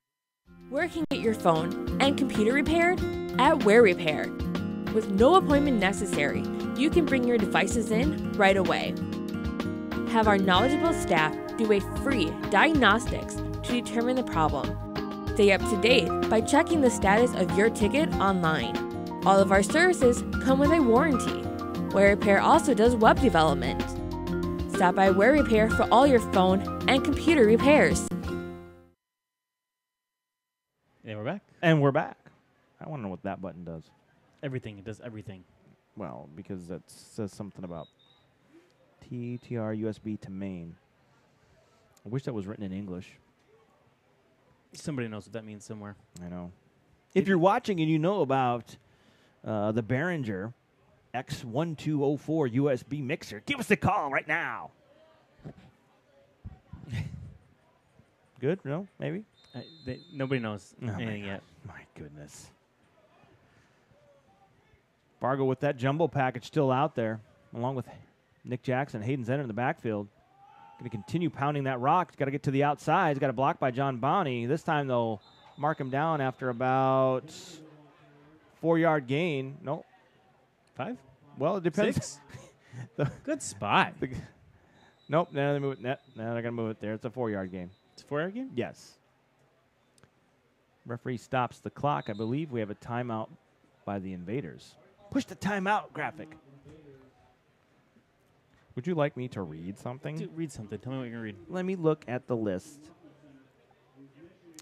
We did that. That's been a commercial. That's been a commercial. This one.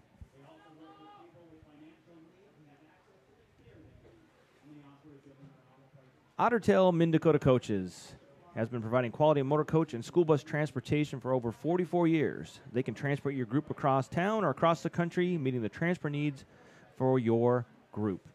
Fargo Invaders likes to thank the Ottertail Minn-Dakota Coaches as their official travel partner. How about that one? Glacial Peak Cryotherapy provides whole-body cryotherapy, which is the use of ultra-low temperatures for the purpose of quick muscle recovery and medical therapy. The client is placed in a cryosauna for a short duration of 2 to 3 minutes, which lowers your skin's surface temperature significantly and stimulates receptors. If you're looking for improved health and fast recovery, cryotherapy is your answer.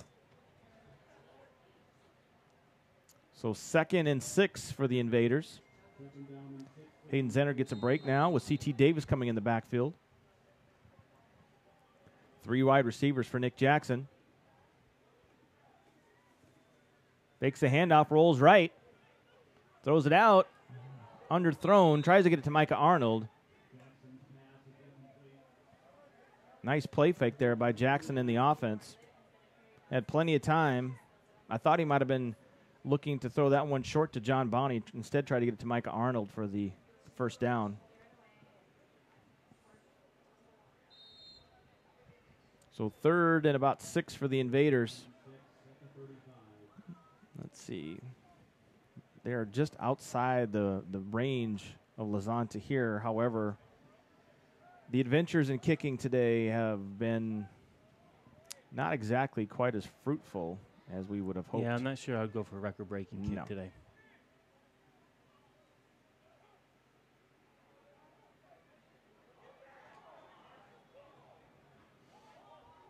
Pass out there, caught by Micah Arnold. All right, Spins off a defender into the end zone. Touchdown, Micah Arnold.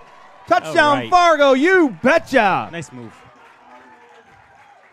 And that's the first time Micah Arnold has had reservations for 6 this season. Our veteran wide receiver, who in addition to playing this year has been coaching up our younger receivers, that time made the catch in a difficult situation. And then on top of that, made the move and got in the end zone. So now your score 15-7 Fargo. Fargo's going for 2 now.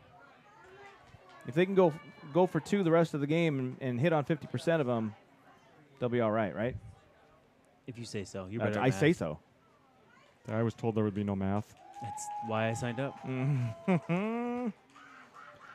C.T. Davis in the backfield, that jumbo formation with Anthony Antonio and Cornelius Wallow in there. Toss play. C.T. Davis going to get it. Oh! Just short. The hole was there, closed up quickly. He's unable to get in the end zone. So the score remains 15-7. That pitch was in the right place. That would have Yep. been Like I've been saying, a lot of people in different positions than normal, getting some more playing time at times, and sometimes it's just the little things like that.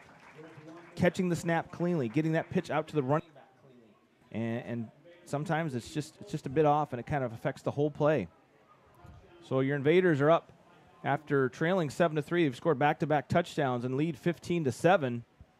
Still a little nerve-wracking in a sense because the Bulls with 1 touchdown and a 2-point conversion can tie it up. Tied up. Those extra points are important. They really are. I'd like to have that missed field goal back too. Yep. That's 5. Yeah, it's 5 points. That's right? 5 points that the Invaders actually had a chance at, although on that first possession, Brandon Jones almost hit John Bounty for a touchdown in the corner of the end zone, in and out of his hands. That was a really nice pass by Brandon. It was. Kudos to you, Brandon, when you watch this later. Exactly, Brandon. There's a reason why he's a quarterback in his flag football league. Are they undefeated? I don't know. That's in the wintertime.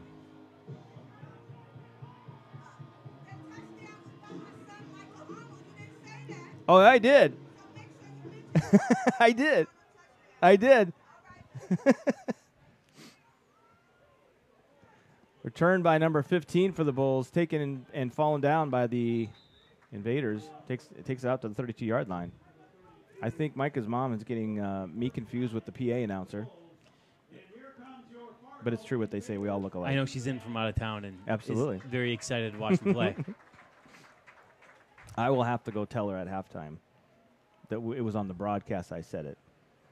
The PA announcer is not quite as no, he's not me. He's doing other things. Yeah, you know. So under 2 minutes to go now, minute 34 on the clock. See if the Invaders can hold before halftime. This is a critical time. No big plays given up by this defense. Get them to halftime with a 15-7 lead. Schreiner with 4 wide receivers. Man in motion. Low snap. Schreiner looking out. Under pressure. Throws it out. Cannot get enough on that one to get it out to Rodriguez. So 2nd and 10. I see Mike Arnold giving high fives to one of his sons. See, now, and especially at this age with his boys, because his boys are a little bit younger than my girls, but to do something like that in a big game and to see his sons at that age, they'll remember that for the rest of their life. Absolutely. They'll remember that time Dad caught that touchdown pass, outran 72 guys for a touchdown. It'll get bigger and bigger as time goes by. Remember that game where he scored 16 touchdowns? No, that was just 1. 2nd and 10 for the Bulls. Trips to the right. Man in motion is Rodriguez. Schreiner looking out to his left under pressure. Getting chased. Martez Buchanan then taken down by Jameis Neal. Pushed out of bounds. And did he get back to the line of scrimmage? No gain. So that doesn't go down as a sack then, does it? I don't think It's so. got to be behind the line of scrimmage for a sack, obviously. But so 3rd and 10 for the Bulls. Clock stopped right now. The Invaders, if they can hold on this down, they can get the ball back and try and make something happen right before halftime. I'm kind of low on water if you are wondering at home. Someone drank my other bottle because he was having a hissy fit. I wasn't having a hissy fit. No, I was just really thirsty. It was hissy and fitty. Hissy fitty. About hissy fitty. Just thirsty. 4 wide receiver set, kind of a mix up there. Tipped up in the air by Derek Alexander. Incomplete. That's 4th down now. I tell you what, that's a play I expect Derek Alexander to make this year. He made interceptions like that in practice, especially before our first game. He did. Now he can't. I don't know what he did. Nah, he gets in the games, gets all worked up. I don't know. Talk to his girlfriend about that. Which, by the way, after the season, we'll pick up our new job. We'll be narrating Abigail and Derek's life together. You can find that on Showtime. We'll have to get the IP cameras in their in their home. So Josh Gatling back deep to return this punt by Rodriguez. Bobbled to snap. He's running. He's got some room. Can get the first down and more. That was a clip. No penalty flags down. Josh Gatling trying to track him down and does. Prevents the touchdown. That was a clip. No penalty flags down. That's a first down. Clock running for the Bulls inside the 20-yard line. How many timeouts do they have left? Do we even know? I know they have taken at least one. Got at least 2 timeouts left. They're going to have to call a timeout here. Oh, just another opportunity missed for the Invaders. Bobbled snap. I think it was Taurine down here on the near side that had an opportunity, but someone Superman in front of him. Maybe that's legal. I don't know. But as long as you're not hitting him from behind, I think that's all right. You got to get him from the side or more. So timeout on the field with the Bulls now after that busted play for a long run and a first down are now first and down in the red zone of the Fargo Invaders with 50 seconds to go in the half. Just when the Invaders had forced fourth down. 48-yard run by Rodriguez on that. Add on about 15 yards or 12 after the had to go behind the line of scrimmage to take that snap for the punt. So the Bulls have taken a timeout. So the Bulls are going to try and get this one in the end zone, run a couple plays, see if they can get in the end zone. Otherwise, they're in decent shape for a field goal attempt. Trips to the left this time for the Bulls. Man in motion is Thomas.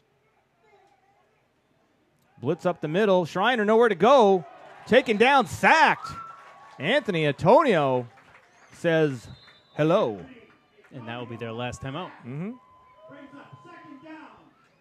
Schreiner kind of looking at his offensive lineman like, what was that? But Invaders' defensive line said, hey, let's just meet at the quarterback.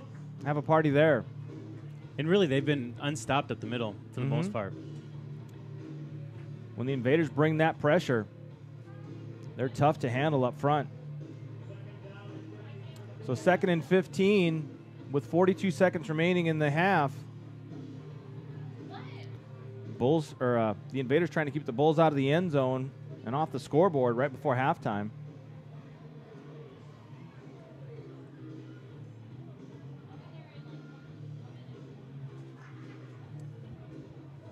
The other playoff game, St. Paul and River City, should be underway right about now, Franco, with our friend Brad Buzzy on the call. All 4 teams today looking to win in advance. Just got to survive in advance when it comes to playoff time. Don't worry about shutouts or any kind of tiebreakers anymore. Just win, baby. That's what she said.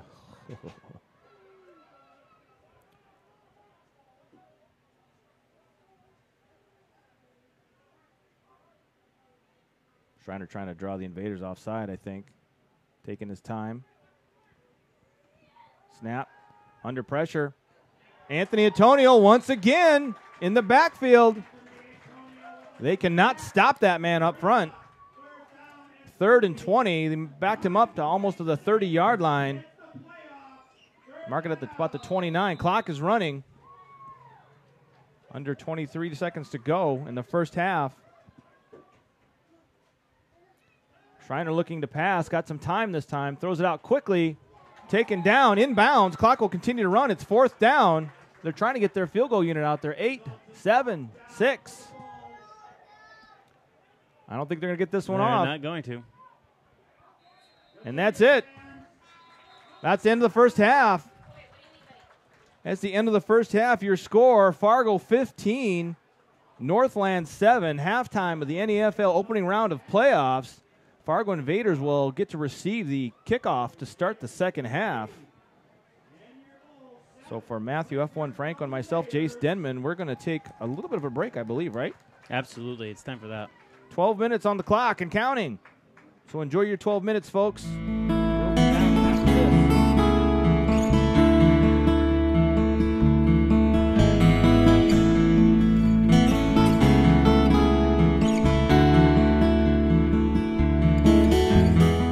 Shirodara is an ancient Ayurvedic treatment. It balances the hemispheres of the brain. It helps with insomnia, depression, anxiety, and so much more. It's a deeply relaxing and rejuvenating experience, which can be greatly profound for the body, mind, and spirit.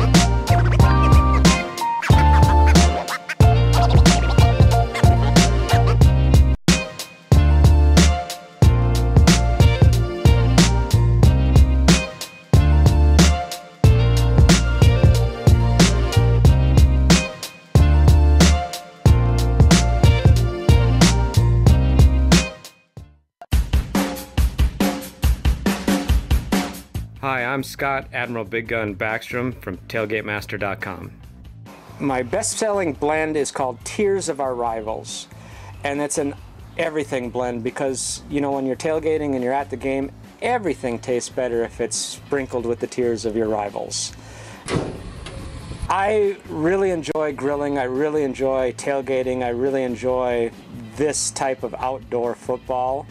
When I found out that the Invaders have this fantastic team playing right in Fargo, it seemed like a really natural fit to me. I'm a huge Minnesota Vikings fan. My wife is NDSU alumni, so I always cheered for the Bison. You know, Vikings, Bison. Here's another awesome horned-hatted team. At my very first Invaders game, I was there probably 10 minutes, and I suddenly felt like I'm home. Make sure you check out the concession stands. I'm grilling up burgers and hot dogs. I hope if I can bring anything to the Invaders, it's just a little bit of entertainment. If I can help out a little bit, why not? TailgateMaster.com is a proud sponsor of the 2017 Fargo Invaders. Where can get your phone and computer repaired? At Where Repair. With no appointment necessary, you can bring your devices in right away. Have our knowledgeable staff do a free diagnostics to determine the problem. Stay up to date by checking the status of your ticket online. All of our services come with a warranty. Where Repair also does web development. Stop by Where Repair for all your phone and computer repairs. Where can get your... Welcome to Fargo Invaders football. Our broadcast will start shortly.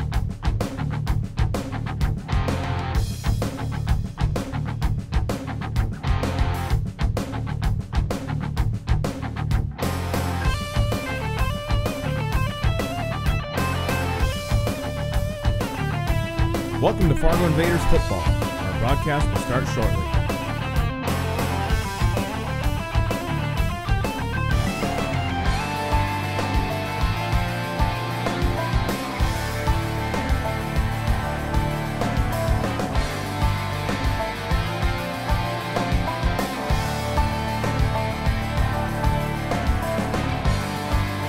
Welcome to Fargo Invaders football. Our broadcast will start shortly.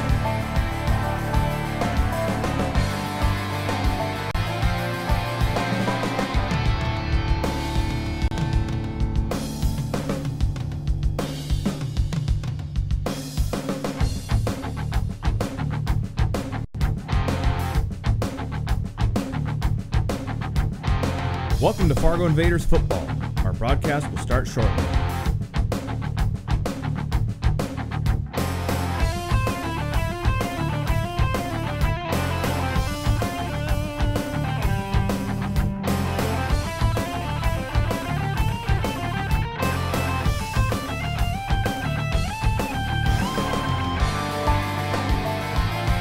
Welcome to Fargo Invaders football. Our broadcast will start shortly.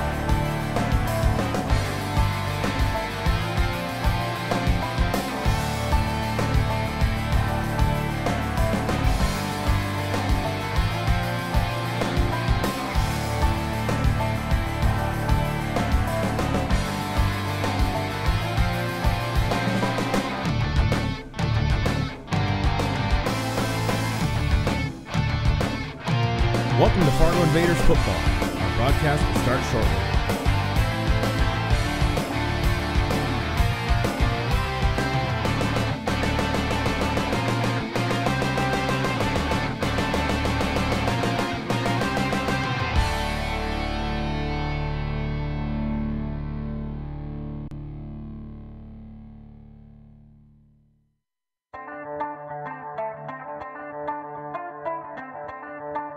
Welcome to Fargo Invaders football.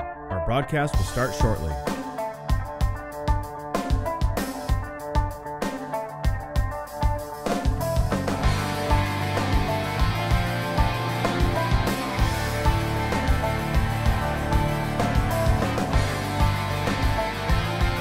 Welcome to Fargo Invaders football.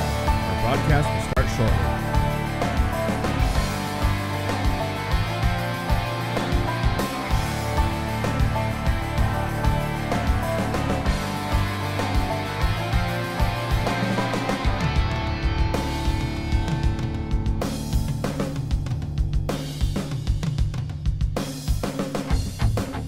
Welcome to Fargo Invaders football.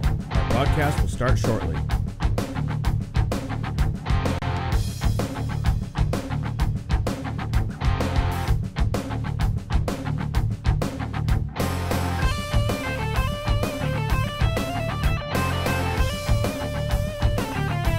Welcome to Fargo Invaders football. Our broadcast will start shortly.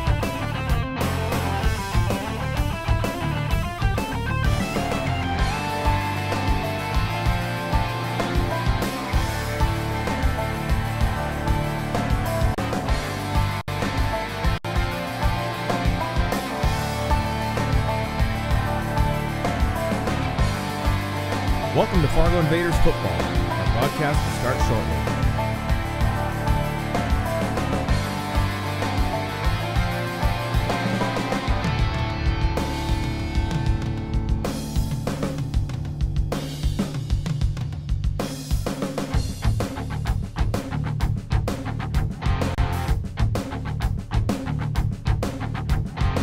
Welcome to Fargo Invaders football. Our broadcast will start shortly.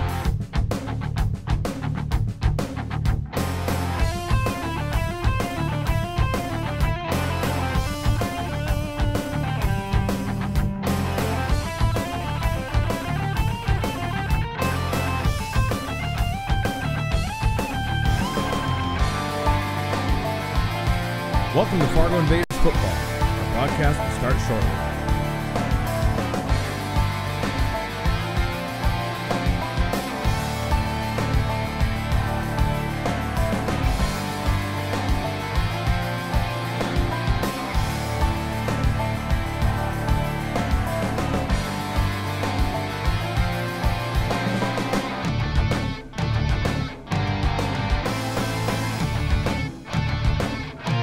Welcome to Fargo Invaders football.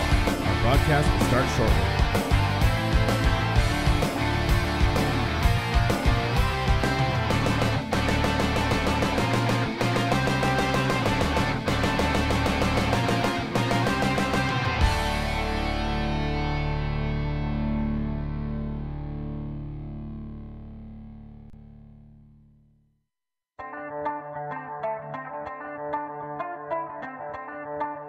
Welcome to Fargo Invaders football.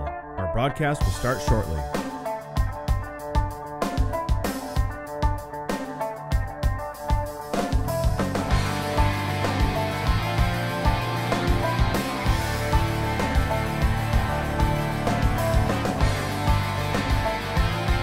Welcome to Fargo Invaders football. Our broadcast will start shortly.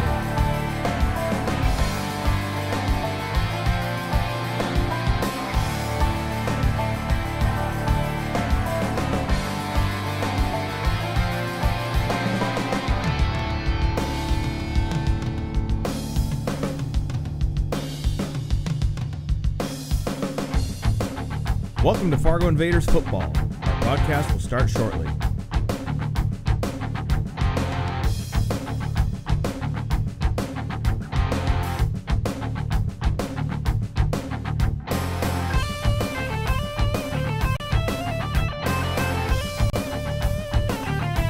Welcome to Fargo Invaders football. Our broadcast will start shortly.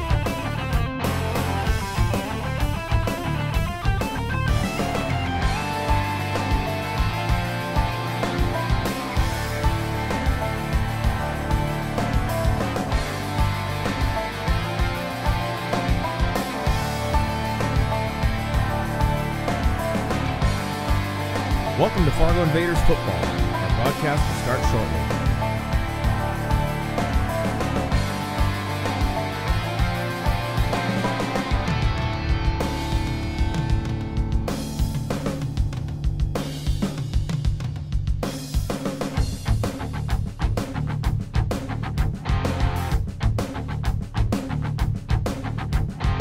Welcome to Fargo Invaders football. Our broadcast will start shortly.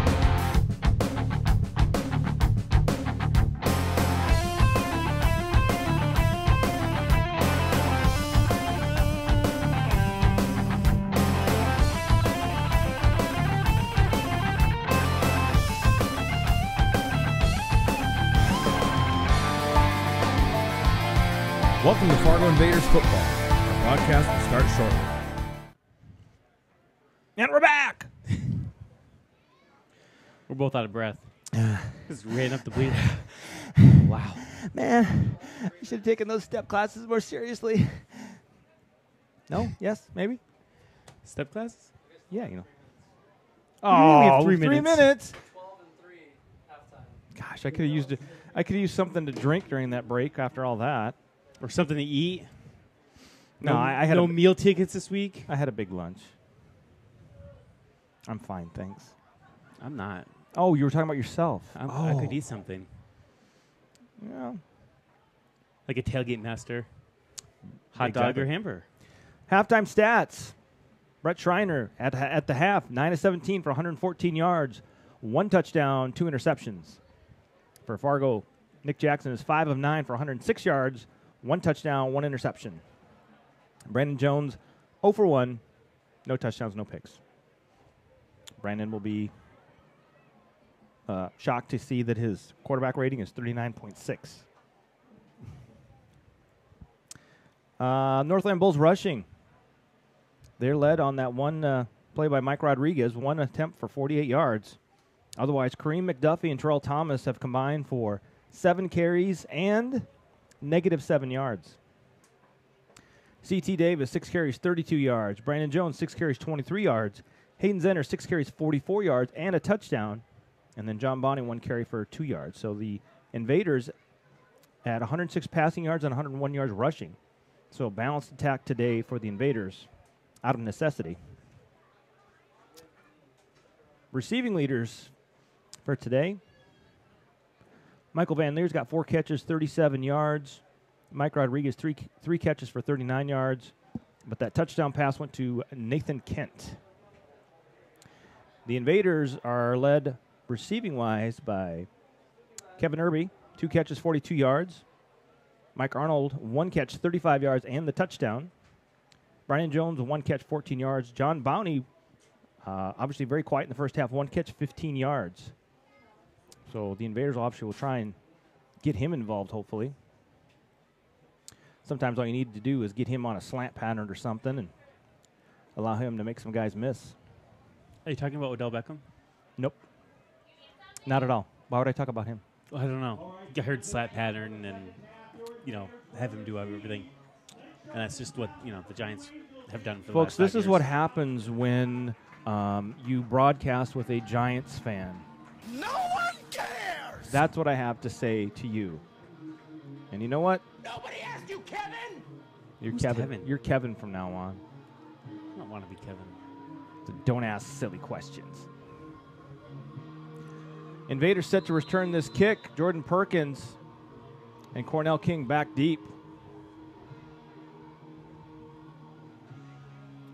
Invaders need to make sure they've only got four men up front, that there's no onside kick or anything. Rodriguez kicks this one deep, end over end kick taken by Cornell King at the 20-yard line.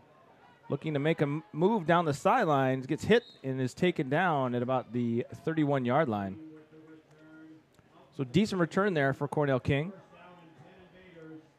Invaders getting set to start this second half.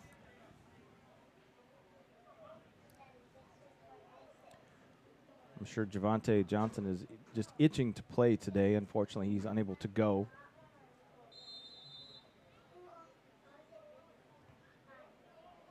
So Nick Jackson comes back out at the quarterback position to start the half.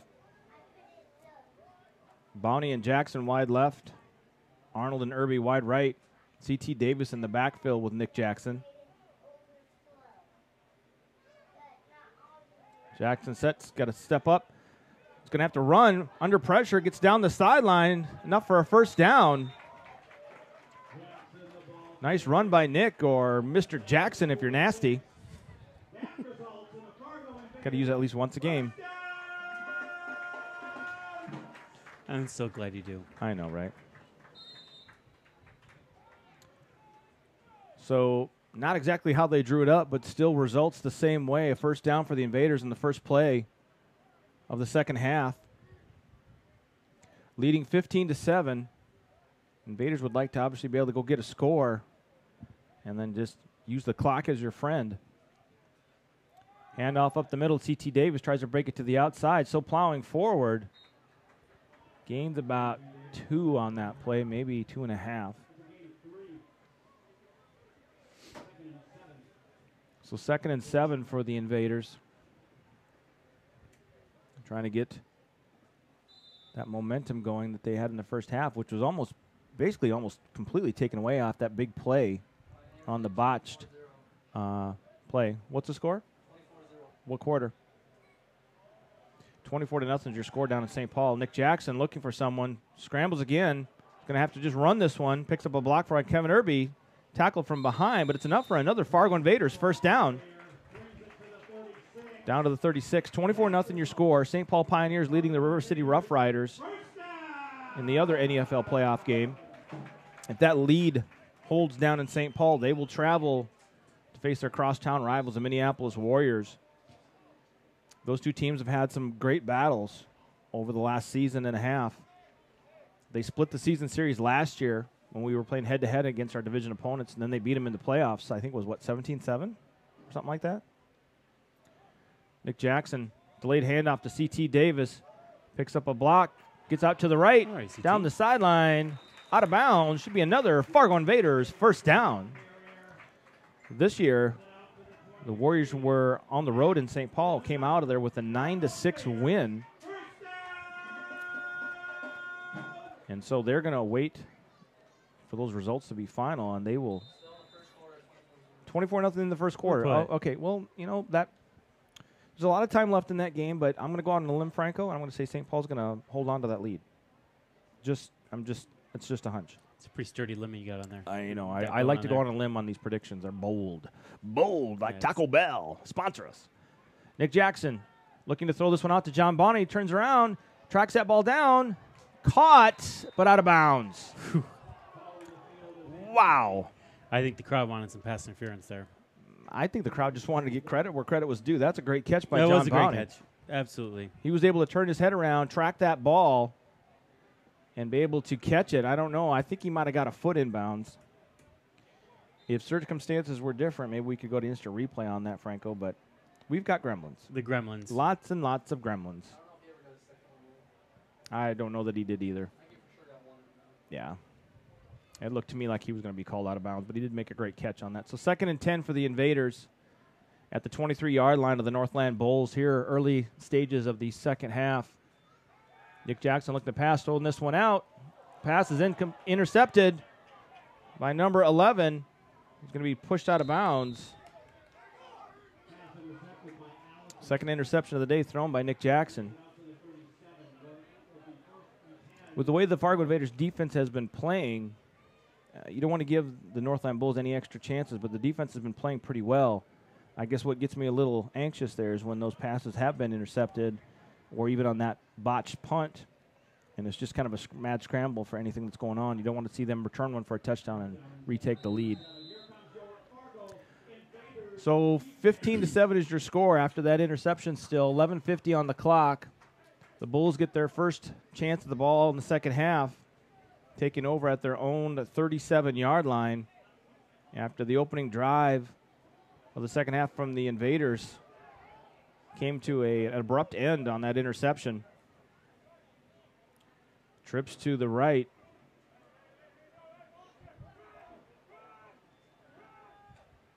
Rolls out to his left. Brett Schreiner taken down the backfield, sacked.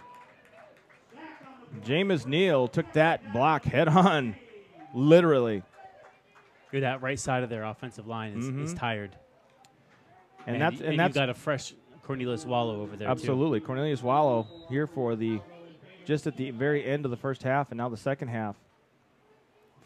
Adding some more beef up front after Anthony Antonio had a huge first half. And now he add Cornelius Wallow to the mix. So 4 wide receiver set once again for the Bulls.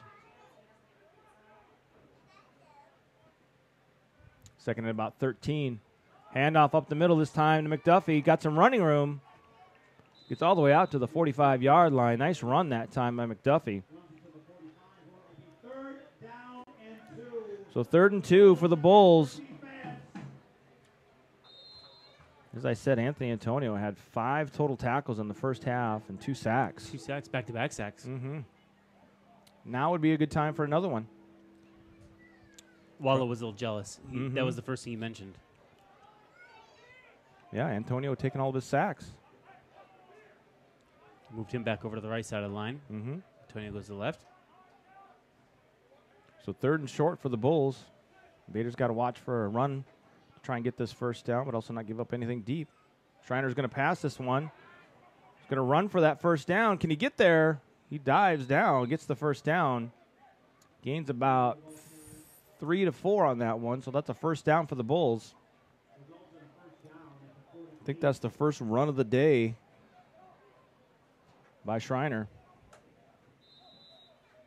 Like I said, he doesn't want to be a runner. He wants to be able to sit back and pass.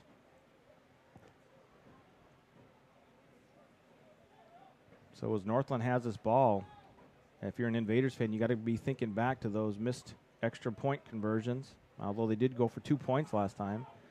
That and the missed field goal that they didn't get a chance to attempt, making this still an 8-point game.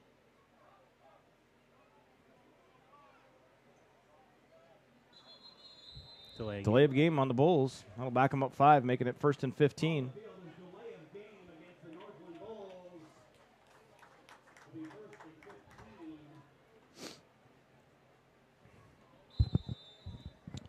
I'd like to point out that whoever made our programs did not do them correctly,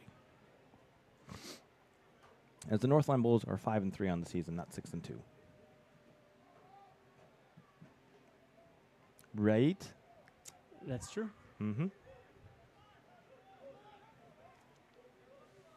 So 1st and 15 for the Bulls now. Man in motion is Thomas.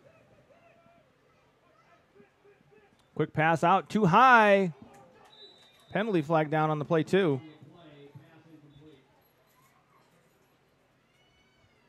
See what the penalty is.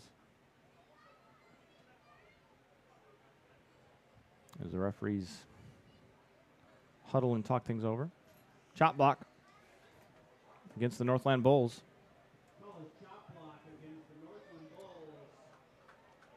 So it'll be either 2nd and 15 or what's that? Is that a 10-yard penalty? It's going to be 1st and 20, I believe. I think it's another 5-yard.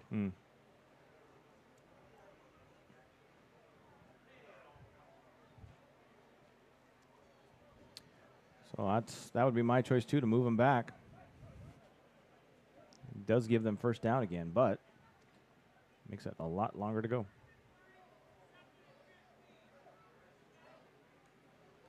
Second and 15, I just heard him call. Yeah, that's.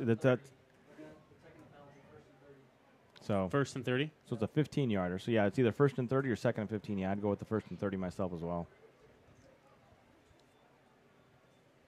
We're almost getting to the point where it's almost a country mile. What is that point? It's 35 yards? 32 yards? 42, I think. 42? 42.5. Okay. Okay, just keep that in mind. Because I wanted to say second in a country mile on our down a distance. I don't think I have enough room in the box. You can find a way to abbreviate it. Just CM, country mile. Do I have to think of everything? Yep.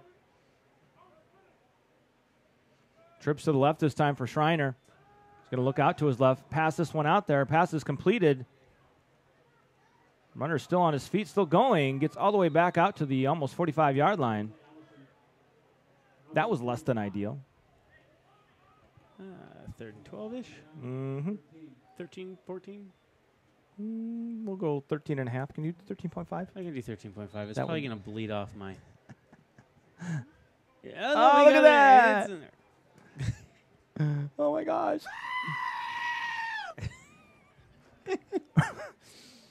Well played. Thank you. 31-0. 31-0 down in St. Paul. Just 13-24 in the second quarter. That one is not going well for the Rough Riders. Man in motion on second and long. A little bit of a low snap. Tareen Smith gets through there. They set up the screenplay. McDuffie's basically, in addition to avoiding the Invaders defender, start over again. In addition to avoiding the Fargo Invader defender, he's also trying to avoid his own offensive linemen who are supposed to be blocking for him. So 3rd and 13. 14. 13 and a half still. Oh. No, you can leave it at 14. That's fine. We'll round up. I'll give you a break this time. I appreciate it. Oh, listen to that. You hear that sound effect? It was get it on, bang a gong. It's my lucky day. It's totally your lucky day. Exactly. Just do it! Let's go defense. Trips to the right for Schreiner. Low snap. Gets the pass out. Oh. Wow. Pass was deflected there. Almost found its way into the hands of the receiver. I think that was intended for number 15, Michael Van Leer. There was 2 defenders, and then there was another defender for the Invaders, but it just kind of went right over the tips of their fingers. That was a little bit too close for comfort, Franco.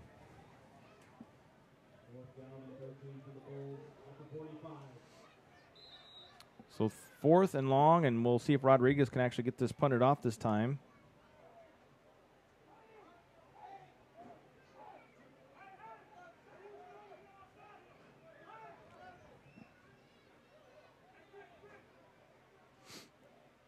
There's the snap. Gets the kick away, taken by Josh Gatling at about the 19-yard line. Finding his way through the defense there. Stiff arms him in, still on his feet. Still going. Josh Gatling up past the 40-yard line. Josh Gatling not going down easily. Great effort. Absolutely. So 1st and 10 for the Invaders after another stop by the defense.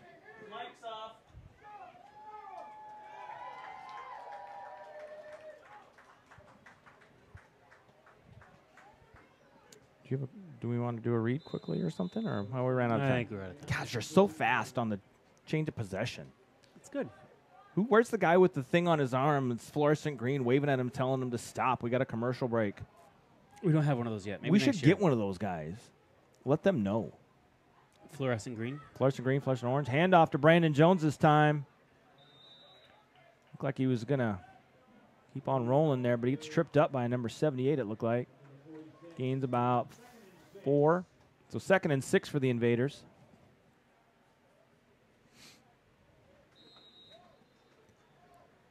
This is one of those games where the next score really can kind of change the outcome of the game, you know what I mean? Like if the Invaders get a score, they could be in a really good spot, but if the Northland Bulls get the next touchdown, that could change everything. Uh-oh. A little miscommunication on that. Nick Jackson's going to have to run. Gets taken down in the backfield. Was looking to hand that one off, I believe, to C.T. Davis. There was some miscommunication, or Nick turned the wrong way, one of the two. So ends up with a loss on that play. So 3rd and 7 now for the Invaders. Trying to control the clock, control possession of the ball. Past the halfway point of the 3rd quarter already.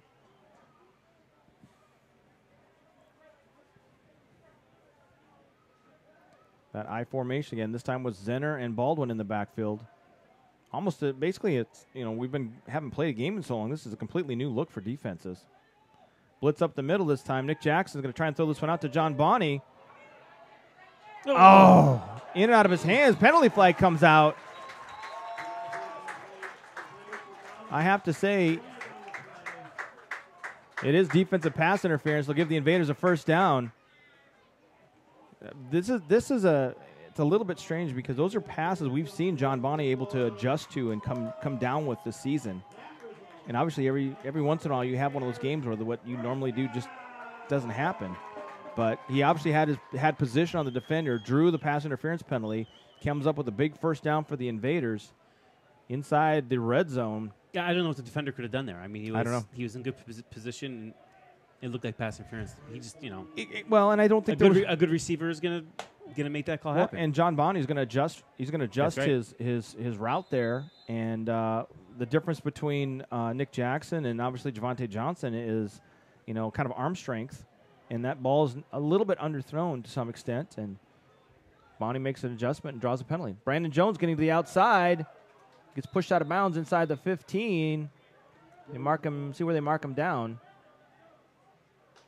Micah Arnold showing some good sportsmanship there, helping the guy up. He's a nice guy, that He's Micah. very nice. Looks like you got about 5 on that play or so. So 2nd and 5. We'll throw out Micah's name. Micah Arnold. Former member of the Northern State University Wolfpack in Aberdeen, South Dakota.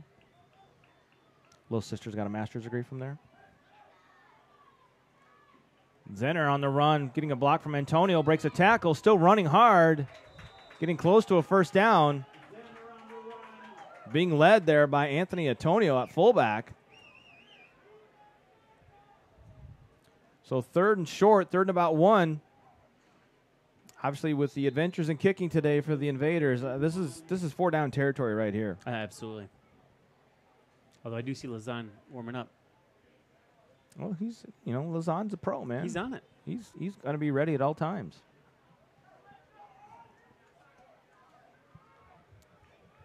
So 3 wide receivers set. Anthony Antonio back in at fullback one more time. C.T. Davis, the running back this time.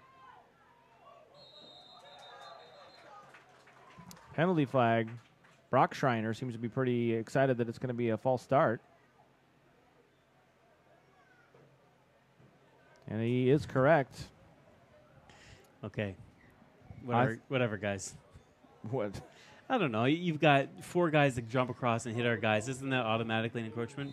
Well, in the NFL, if a guy jumps across the line of scrimmage and induces your guy to move, then it's on the defense. And that's I guess that's my point. It seems as though has happened a couple times today. It's possible. True story. So 3rd and 5 now for the Invaders. Fakes the handoff. Passes one out. High. John Bonney goes up high and gets it. It's an automatic 1st down. When it comes to John Bonney, he is the quicker picker-upper. So 1st and goal for the Invaders. They've had some struggles inside the red zone today. Let's see if they can punch this one in. Looks like timeout, Invaders. No, guess not. Nope. Did we recruit? No, I don't think so. I was going to say, for a second it looked like we had recruited some of the staff of the Bulls to help run the chains. Cornelius Wallowin at fullback this time with Brandon Jones behind him.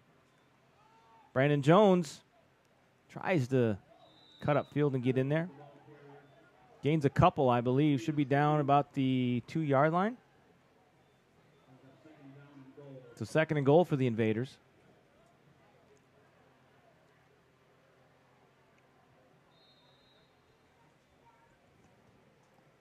Clock running down, almost 2 minutes remaining in the third quarter. No scores this quarter. However, the Invaders have been dominating the time of possession so far in the second half. Handoff up the middle. Anthony Antonio rumbles in for a touchdown. Fargo, you betcha. Rumble, big man, rumble. Look at that. Completely caught him off guard that time, handing the ball to the fullback, Anthony Antonio. He's having himself a whale of a ball game. He's doing a bit of everything. Being a complete nuisance on defense, now scoring a touchdown on offense. Brings your score 21-7 currently. And Nick Jackson's in to hold this one for Lazan Tahir in an extra point attempt. Snap, the set, and the kick is up. And it is good. There it is. So now the score is 22-7. Fargo leads here in the second half. I was glad I didn't have to use this one that I had preloaded, but it was for the other team. No good! He missed it! So thankfully I didn't have to use that one. I'm glad you didn't. And with the other two, he didn't really miss them. He didn't have a chance to kick them. So now It's not on him. So you can't really. You can't kick it.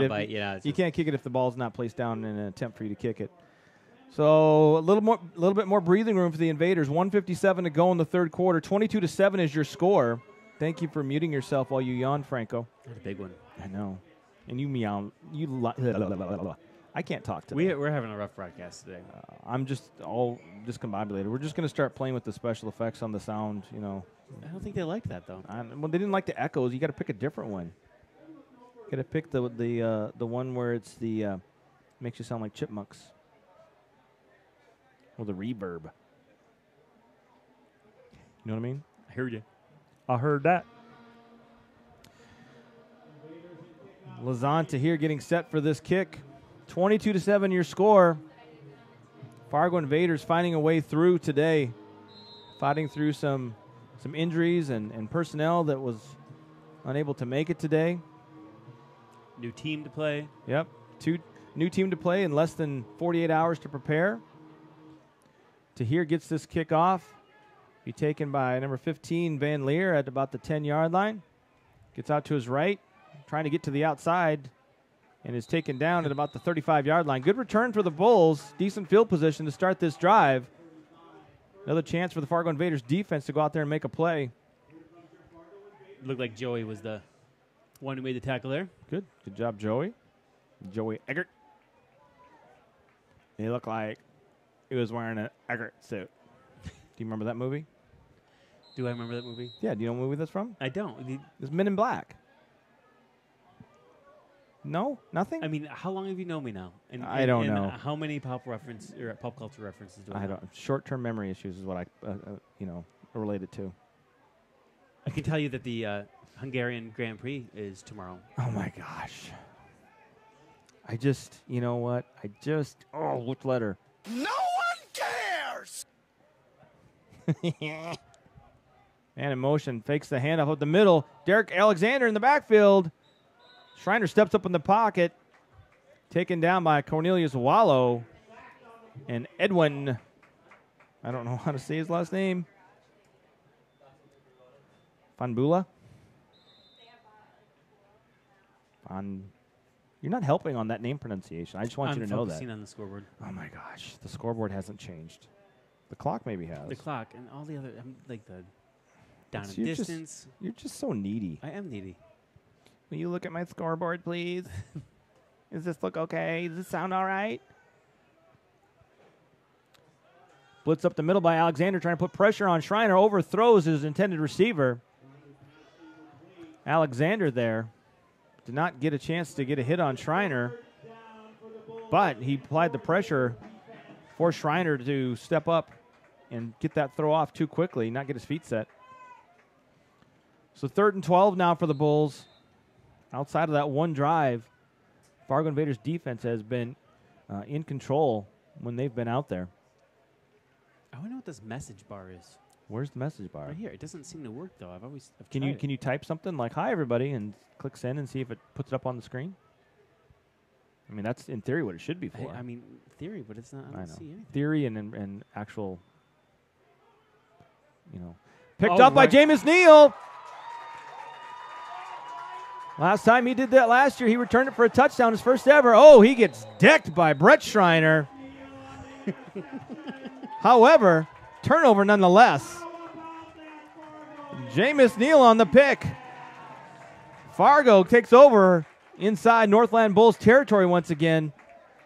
Fargo Invaders defense picking up the entire team today, while the Fargo Invaders offense has done enough to put some points on the board. I have a feeling that if the Invaders were 100% healthy right now, that this might not be quite so close. I was thinking the same thing. I don't mean that any disrespect to the Northland Bulls. It's a very good team and a very good organization.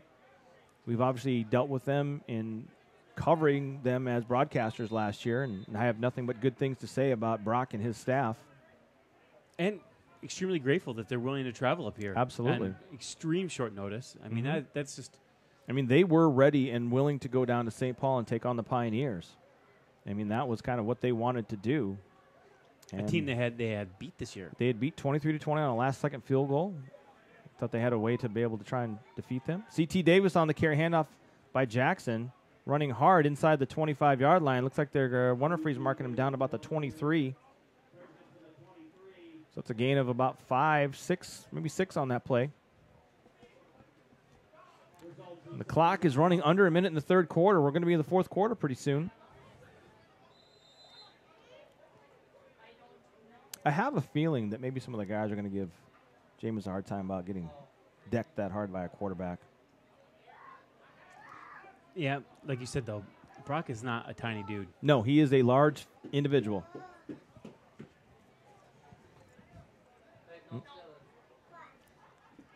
Parker, you want to say hi? You want to say hi on the microphone?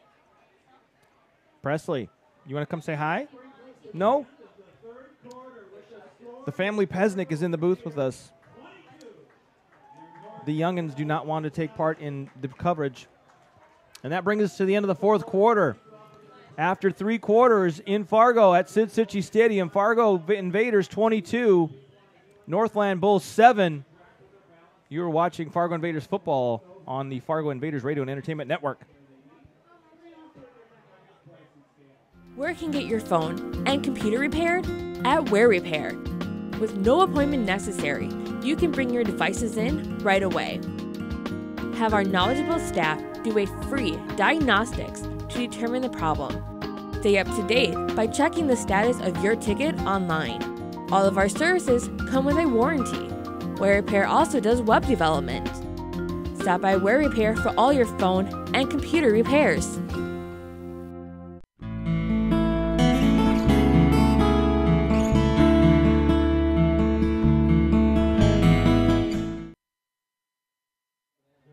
And we're back. Computer okay, Franco? It's just got to make it to the end of the broadcast. Do we need batteries? How could you tell I was a little frustrated? The mouse pad was not working. Clear. Somebody get the paddles. Oh, what is going on here? This totally is unhappy. There we go. Whoop. Oh, my gosh. Now we can see what we can see and then what we can also see. Okay. Everything's great. All right. There we go. Everything's okay. I'm okay and you're okay. We're all okay. 22-7, fourth quarter. Oh, my gosh. Something just happened there. Let's get the flag going. And they're pointing to another false start. For whatever reason, I don't know if it's a change in quarterback, but it's kind of seems like the offensive line at times is a little bit out of sync when it comes to getting on the ball and ready to snap it. I don't know if it's a different signal caller coming up to get set in the backfield, and I don't know. It doesn't look right. And it seems like a lot of times the Bulls' defensive line is knocking our guys over, so I don't really know what's going on. Brandon Jones, stiff arm, gets to the outside, blocked by John Bowney, hides behind him, cuts back to the middle. Oh, right. 10, 5 balls loosed, and it's recovered by the Bulls. Oh. Such a nice cutback by Brandon Jones, looking like he was going to get into the end zone. Gets the ball knocked out of his hands. And at first it looked like it was going to roll around in the end zone and maybe go out of the back of the end zone for a touchback. But regardless, the Northland Bulls recover it for that touchback. So yet another time inside the red zone, the Invaders are not able to come up with any points. Man. That's a bummer. That looked like he was going to get in the end zone that time. It really did. Nice run by Brandon Jones. Unfortunately, he turned the ball over. The Invaders' defense is back out on the field, giving them a chance to get that ball right back. We'll see if they can come through with that. Very early stages of the fourth quarter, 22-7 is your score.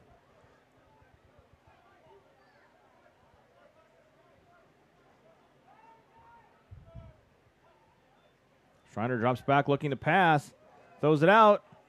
Pass is complete. Nice pitch and catch there from Schreiner. It certainly was. To Andy Allison. A nice catch right over the extended arm of Jermaine Armstrong. And that's why you got to keep a guy like, what's going on now? They're calling all the players back. Penalty flag, I guess. Do we have a hold?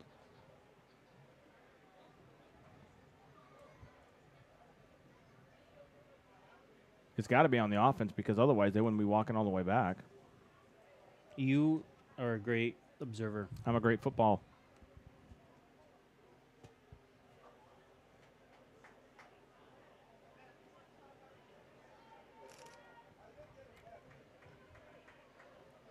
So there's a chop block against the Invaders on defense?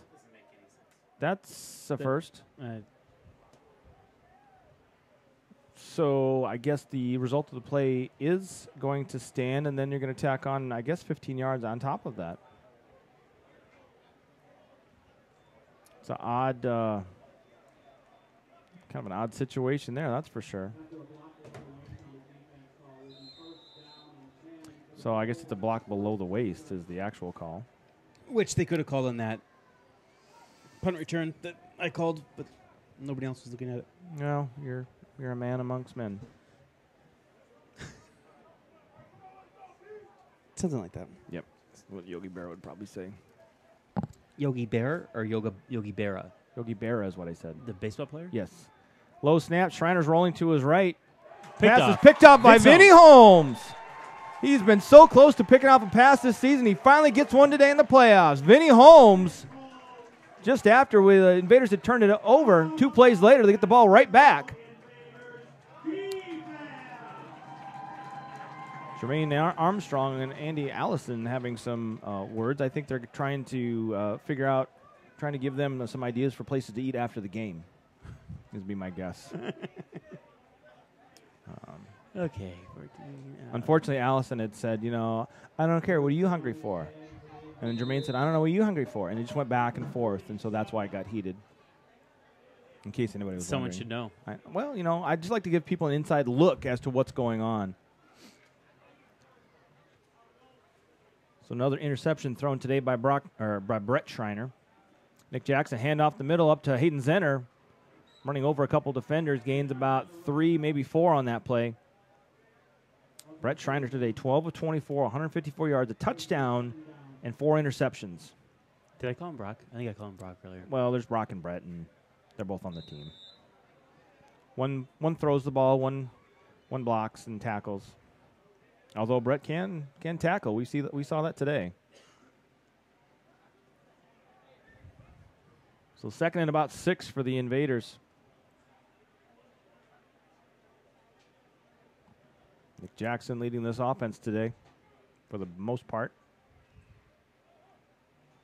Handoff up the middle to Zenner. He's got to get through that first wave of defenders, breaks the tackle, and gets enough for another Fargo Invaders first down. I think it's independent on the spot. He's close. Nope, they're waving their hands. They're moving him forward. Yep, there. Look at that. My eagle eye up here. I do see, how would you say that? Cavante Rosales? Yeah. I do see him back on the field kind of hobbling off, so he's still playing on that injured leg from the first half. So 1st and 10 once again for the Invaders. Zenner today's got 52 yards on only 8 carries. Brandon Jones has got 60 on 10. But we don't have the results on the scoreboard today. Nick Jackson throws this one out underthrown. And it is intercepted again by number 21, Hillary Luke.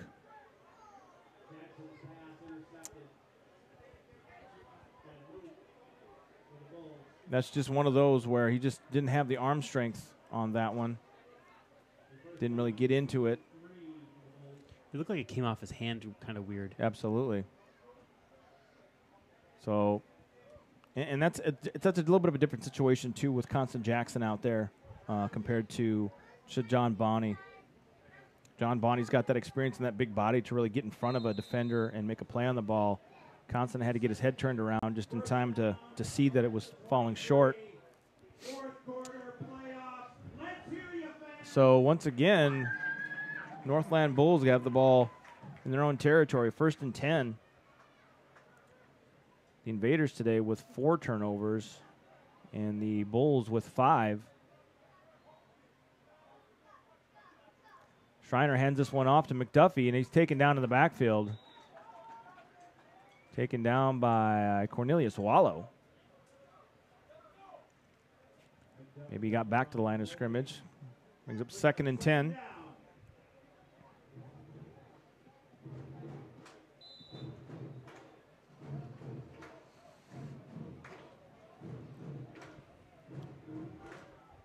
Invaders defense asked to do a lot today with the offense kind of in a different spot than they were expecting heading into this game. Schreiner looking to throw this one out. He's got a man wide open across the middle, but it's dropped. Pass intended for Michael Van Leer. If he catches that one, he's probably still running. But in my opinion, that's okay that he dropped it. Mine too. I'm fine with that. He can look where he's going to run before the ball gets there. Absolutely. I'm okay with that. A little miscommunication in coverage between Vinny Holmes and Josh Gatling. Ended up leaving him wide open.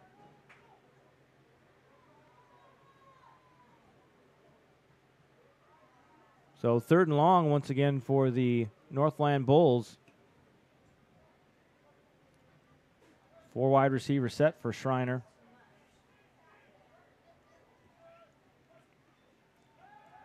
Schreiner getting pressured. Gets his pass off, and it is bobbled and incomplete. Pass intended for Mike Rodriguez. That'll bring up 4th down. Schreiner had to step up in the pocket, got that pass off. Hit Rodriguez in the hands. He wasn't able to come up with it, though. So 4th and 10 now. 11:57 to go in the 4th. It looks as though the Bulls are going to try and punt this one away. Josh Gatling back to return this. Invaders need to make sure that they stay in their lanes. Don't allow a fake or a run or anything like that to happen to them here. Rodriguez gets the punt off. And there's a penalty flag. Jermaine Armstrong mistimed it. Hopefully that's just a running into the kicker rather than a roughing the kicker. Josh Gatling down the sidelines. I think that's going to be a roughing. That's going to come back. Personal foul. Roughing the kicker. So it's going to give him a 1st down. You got to be smart when you're playing football. You cannot take dumb penalties. You know, these little mental mistakes give these teams, you know, here's another 4 downs now that the Bulls have. And now obviously they get the ball moved up about 15 yards too. So this drive will restart now after the penalty. 1st and 10 at their own 38-yard line. We haven't seen too many penalties today, but that one right there, that is a big penalty. False starts and that penalty. Mm-hmm. We'll see if the Invaders defense can hold again for another 3+ plays against this team.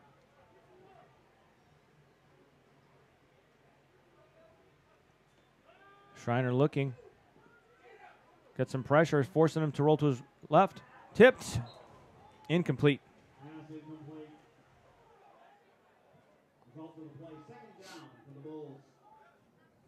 So 2nd down and 10 now for the Bulls. Granted, from the angle we're at, I saw that ball get tipped, and I saw Stephen Othello back there. I thought maybe if he was in the right spot, he would be able to pick it, but it was probably 5 yards away from him, lateral, parallel, whatever you want to call it. Off to the side. Over there. Over yonder. 2nd and 10 now for Schreiner and the Bulls. Trips to the right this time.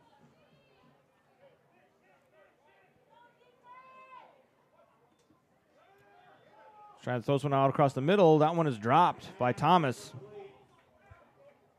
Had a chance to catch that one, but I think he heard footsteps. Jameis Neal and Derek Alexander right there. Derek made sure that pass was not completed. Brings up 3rd and long once again. Do it! That's right.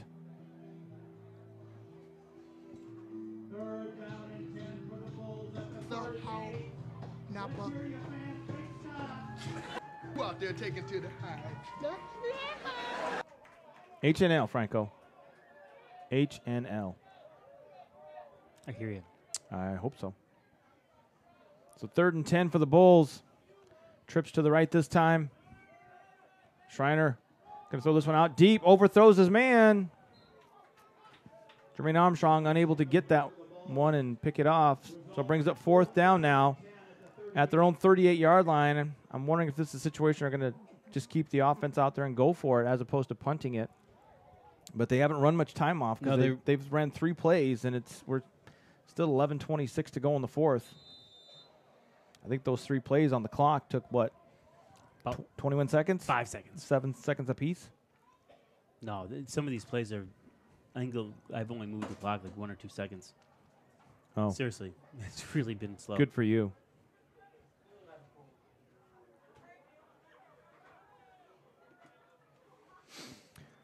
Rodriguez gets this punt off this time. No penalty flag. Gatling's going to let it go out of bounds. No, he's not.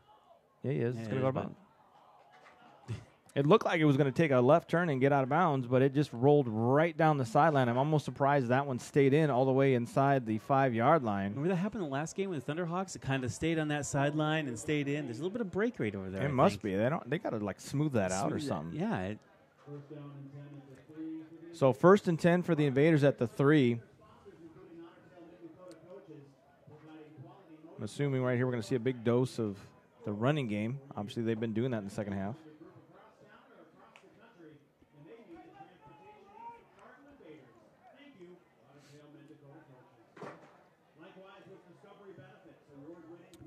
And I do see Hayden Zenner trotting out there on the field. We're going to play a little power football.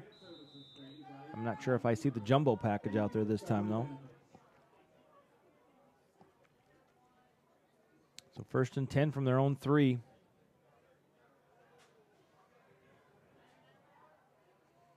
Zenner and Baldwin in the backfield.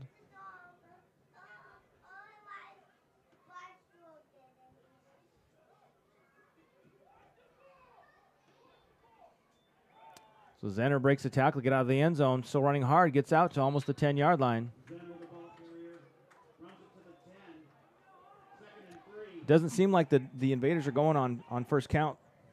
They're going on like a 3. Yeah, on 3, and it's really looking like they're just every time they're almost ready to draw the Bulls off sides. So gained about 7 on that play. So 2nd and 3 at their own 10-yard line.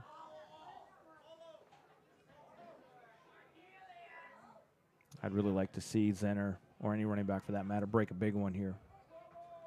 Handoff once again to Zenner off that right side, breaking up the middle, breaking tackles, running people over, still going all the way out to almost the 30-yard line. Penalty flag.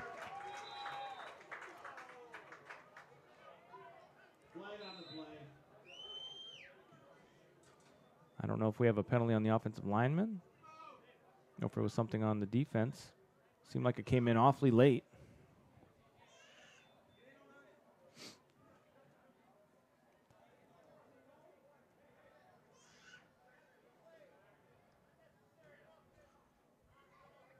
So after the run, we get a first down, but then we get another penalty backing us up.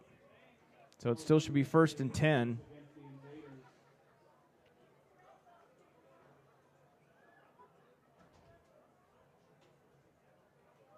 So we get out to almost the 30, and we go backwards 15.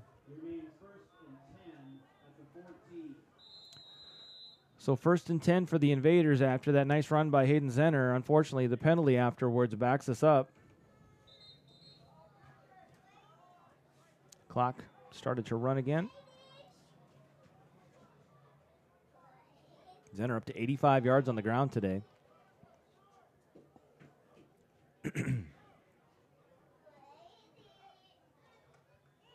Handoff once again to Zenner, this time met by Schreiner and number 99, Miles Council, in the backfield. Loss of a yard.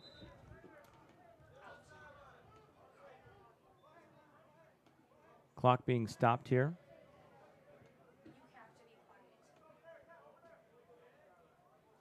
I believe we've got an injured player, but he's off the field. He was able to get off the field, obviously, under his own power. I see a couple players down over there on the Bulls sideline. So no gain on that last play. With the injured player off the field already, we're able to resume play. Coming up on the 9-minute, 30 seconds remaining in the game. 2nd and 10. Zenner and Baldwin still in the backfield. Baldwin switches sides of Nick Jackson. To keep feeding Zenner, following his block, still running hard, out almost to the 25-yard line and be close to a first down. Might be 3rd and short. Another nice run by Zenner. It's going to put him up to about 95 yards on the day, maybe 94.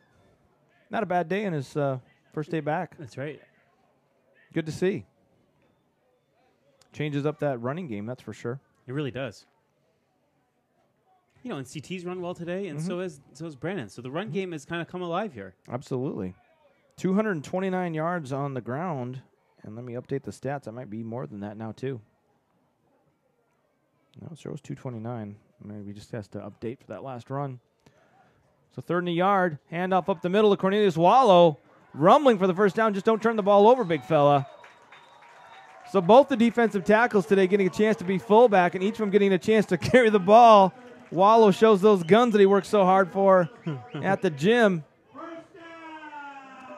So first down for the Invaders on Cornelius Wallow's first carry of the day. I don't know. I may be a little scared because these guys are very large, and they might, try and influence the coach to make sure they give him the ball more. If he keeps doing that, I'm okay with that. That's fun.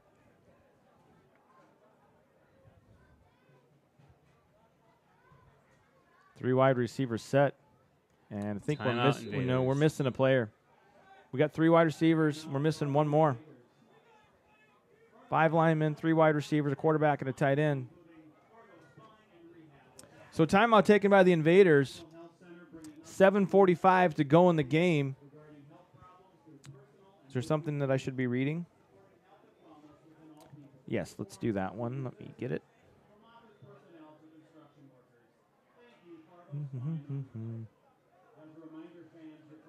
Freedom Equity Group is leading the Living Benefits Crusade. Every year, 6 million people have heart attacks, strokes, or cancer. 70% of those people will not die, and more of half go bankrupt in the process. Switch to a financial solution which ensures your family's quality of life. Learn more about the evolution of the Living Benefits Crusade by contacting Brent Lundgren at 701-238-8211. Well done. Well done. Good job. Good job to you, too. Thank you. Yeah, let's do this one quick. Thank you. Got time? That one? Let me get to it. You have to read fast. Fargo Spine and Rehabilitation with Dr. Mark Vane is a natural health center that brings uplifting awareness to the surrounding community regarding health problems through personal and business relations, supporting health and wellness within all people from newborns to senior citizens, from office personnel to construction workers. Dr. Mark Vane and Fargo Spine and Rehab. Did such a good job there. So fast.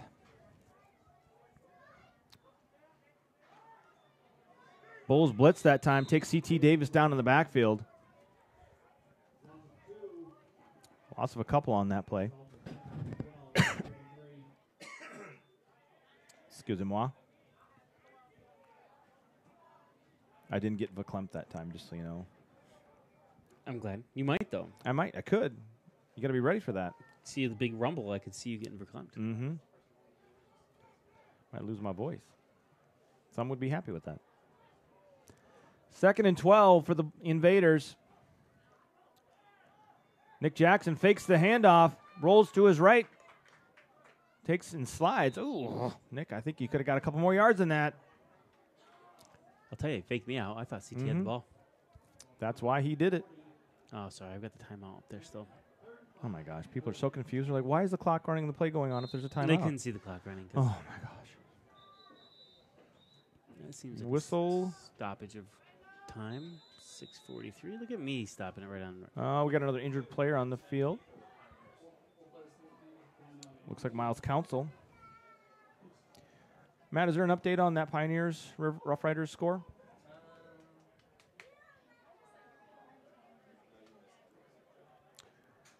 Council down on the field.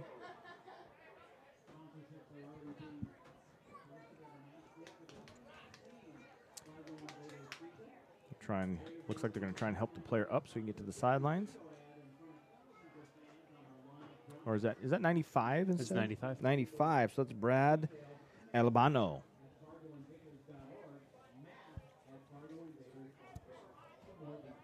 Got all kinds of people in the booth now. Yeah. It's crowded. Bunch of board members and their families. I'm claustrophobic. 31-0. Still 31-0?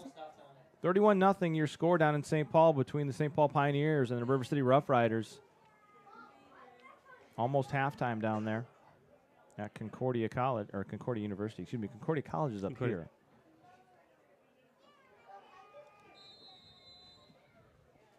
I thought it was Concordia College as well. No, I think it's Concordia University because it's CU on the field. And the Pioneers are saying CU later to the Rough Riders. Nick Jackson, 3rd and about 5. Handoff up the middle once again to Anthony Antonio, adding to his rushing total for the day. 2 carries now on the day for Anthony Antonio. Now this time, instead of a touchdown, he gets a first down. Who knew that defensive tackles would make such good fullbacks? See, we've been holding that play back all season, just so you know. Yeah, well, now they know it. I thought it said CU on the field. See, it says Concordia University St. Paul. Franco didn't believe me. Thought I was wrong. Just double checking. Right. Jackson fakes the handoff. Miscommunication. Nowhere to go. He's going to be taken on the backfield. I'm not sure who was intended for that handoff, but Nick turned one way and there was nobody there.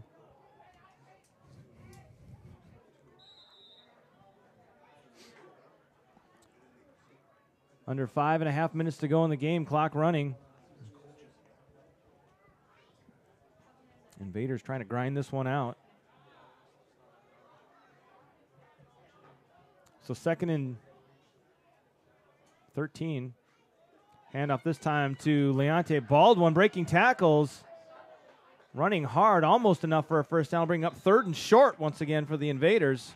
Nice run by Leonte.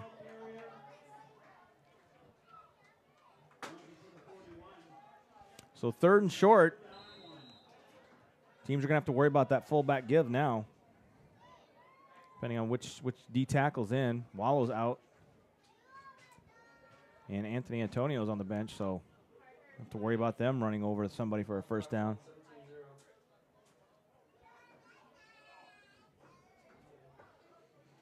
Should update, the Tri-City Storm did, I believe, win that game against the Minnesota Storm today. Last I checked, it was 17-0. I'll have to check that. Blitz off the one-hand side. Handoff up the middle to Zenner, breaking tackles. That'll be enough for a Fargo Invaders. First down. I mean the North Stars. You said Storm. That's Sorry. okay. Well, I say the Tri-City Storm because... they played the Storm. No, because Tri-City Storm is a hockey team in the USHL. Oh. Timeout, Northland.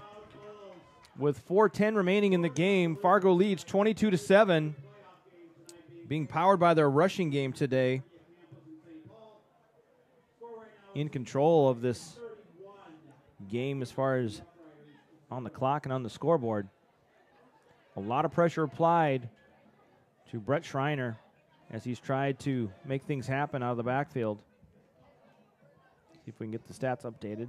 We're going to throw a shout out to Moorhead Massage and Wellness Center tonight. They are hosting a concert called Therapeutic Listening. There are 3 artists. Go to their website, check them out. The concert has started and will be going on through the evening. So after the game, head on over to Moorhead Massage and Wellness Center. Check out Therapeutic Listening. Do it. Hayden's entered up to 99 yards rushing today. 280 yards on the ground today for the Fargo Invaders. Different personnel today when it comes to the offense. And they've adjusted their game plan, and it's worked today. Running the ball for almost 300 yards. Something that they haven't been able to do real consistently this year. They've had moments where the running game has taken off. But today they needed that running game, and they've gotten it going today. Yep. And I would say they've even been inconsistent with the running game throughout the year. Handoff this time to Leante Baldwin. Didn't have any, couldn't follow his blocks through the hole. Tried to dance a little bit and gets taken out in the backfield. Another timeout by the Bulls. Sensing they don't have many opportunities left. Need to stop the Invaders here. Cornelius Wallow, 1 carry, 11 yards. Anthony Antonio, 2 carries, 13 yards and a touchdown. So Wallow is averaging 11 yards per carry. Not a bad average. I'll take it. I mean, he should do something. He came late for the game. Slacker. I mean, seriously. I mean, you've got one thing to do. You don't care about your off-field life and jobs and families and things like that. Just time out, but I left the clock going. Oh, my goodness. Again, Moorhead Massage and Wellness Center has a concert going on. So in 4 minutes, you can leave your phones and iPads and computers and PlayStations, however you're watching the game. Head on over to Moorhead Massage and Wellness Center. What if they brought them with and they're sitting in the parking lot just watching them? Or maybe they go inside. They should just go inside. Mm-hmm. I love you, Dad. I believe Crystal has the game on there somewhere. I would hope so. She should be one of our biggest fans.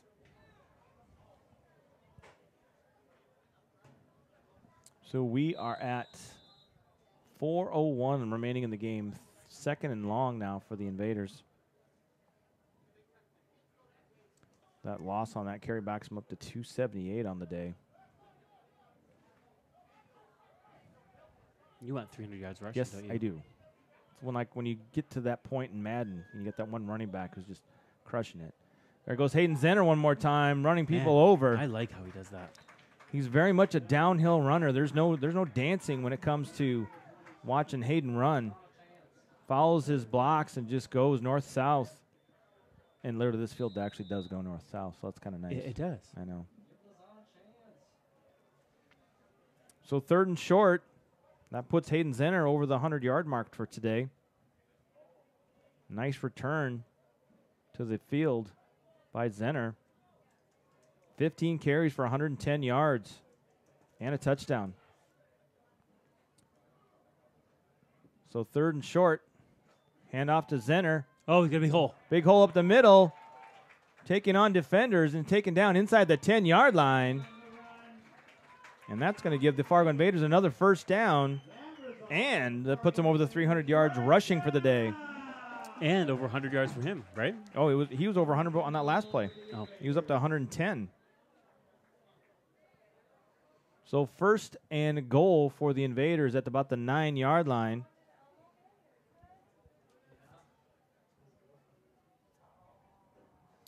Invaders taking their time, letting that play clock run. Under 3 minutes to go in the game. Zenner up to 128 yards now. Got kind of a good fullback in front of him, too. Reading his blocks up the middle. Oh, down to the 1 yard line. Hayden Zenner wants that next touchdown. He's got some touchdowns to make up for missing most of the year this year with injuries. That should be the last play before the 2-minute warning. So 2nd and goal. Are we at the 2 or at the 3? You've got it marked at the 1, so I don't think that's right either. 2nd and goal from the 2, I believe. And that's the 2-minute warning, folks. 2 minutes remaining. Speaking of that Moorhead Massage and Wellness Center.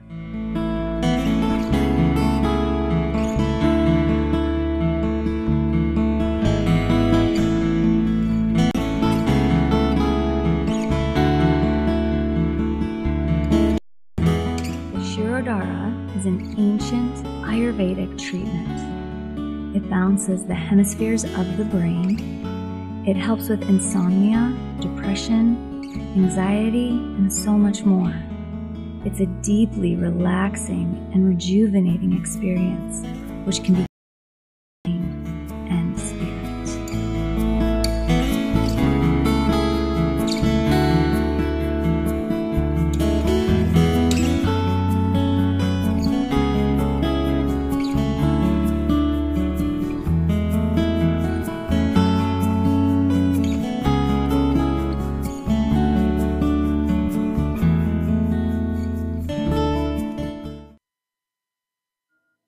Get your fingers off Sorry, my I'm just- mixer. You told you not to touch. This is technically my mixer.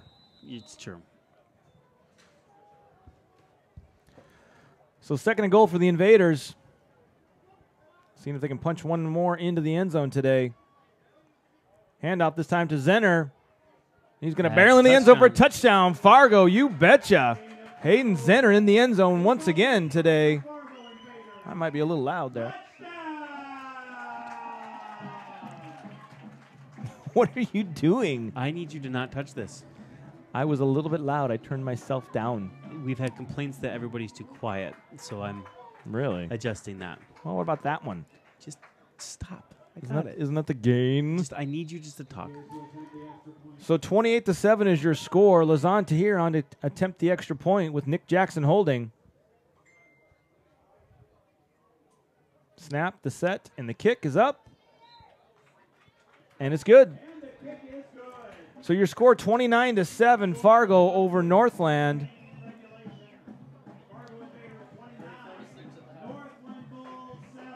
What's that again, Matt?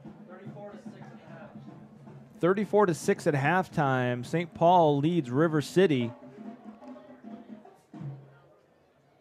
St. Paul going to try and keep taking care of business and head to face their crosstown rivals next weekend, while the Fargo Invaders should be set to travel all the way to Sioux City, Iowa to take on the Sioux City Stampede. A game in week 3 for the Invaders that they lost 23-15. They were plagued by the turnover bug that day. 8 turnovers for the Invaders that day. 7 interceptions thrown by Javante Johnson. I mean, and they were up 9-0 at half. Yes, they were up 9-0. They did give up a touchdown late, but they were able to get that one back on a touchdown pass to Kevin Irby. So 23-15, the Fargo Invaders really looking forward to take that team on again, try and make up for a missed opportunity down there. I mean, if you give up 8 turnovers and you only lose by 8 points, I mean, you were close. So we'll have to wait and see what happens with the Fargo Invaders offense. It's been a struggle at times today, but they've really gotten the running game going, which has been really good. You know, Sioux City's defense is a different animal, though. They've got one of the better defenses in the league. They haven't allowed a lot of points this year. So to try and get that running game going next weekend will be very important. Squib kick by Tahir, taken by one of the upmen, number 14. Still running on his feet. Penalty flag comes down. Face mask, I think. That was number 14, Andy Liu. You think it's a penalty face mask on the Invaders? I believe so. Okay. I'm not sure why you didn't kick it deep there. That's just maybe didn't want to make sure you didn't give up a big return, but they get good field position all the way out to about the 40, and penalty is against the Invaders. Face mask. So that gives them even better field position to start this drive out at the Fargo Invaders 45-yard line. Want to see the defense finish strong these last minute 45. Don't give up any scores here. And on a high note.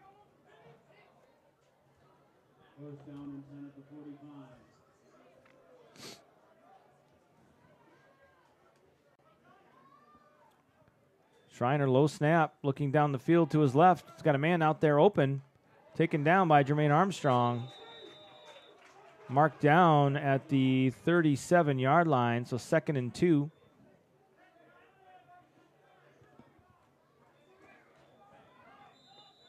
Getting close to the end of this game. You can't win! Sorry, Northland. Schreiner looking deep, throws it, picked, almost picked off. Why is there a flag in the secondary here? They might call a pass be interference? Defensive pass interference. Holding defensive defense. holding, 5 yards. Jordan Perkins and Landon Moline had chances to pick that one off. It would have been all for naught anyway. Since there was a holding penalty, so that'd be 5 yards, automatic first down for the Bulls.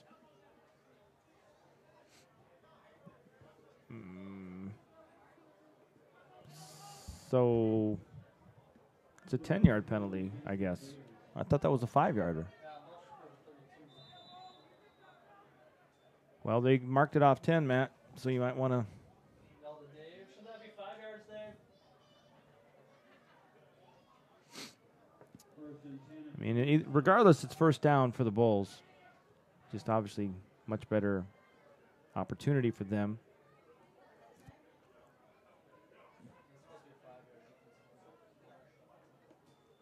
Schreiner under pressure, escapes pressure. He's past the line of scrimmage. Penalty flag is down. He threw it past the line of scrimmage. Yep. Touchdown is the result of the play. However, I believe he was well past the line of scrimmage, so that'll be an illegal forward pass. Should be a loss of down. Is there a yardage on that one as well? 5 yards?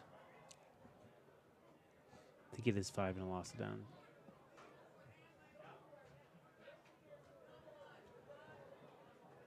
Mm-hmm. So take that 6 points off the board. Not that you put it on there, Franco. I didn't. We had that one on lockdown. Mm-hmm.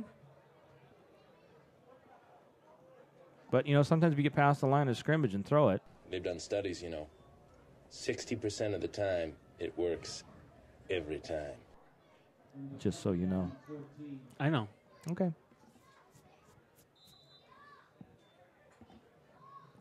1:03 on the clock. 2nd and 15 for the Bulls at the Invaders' 31-yard line.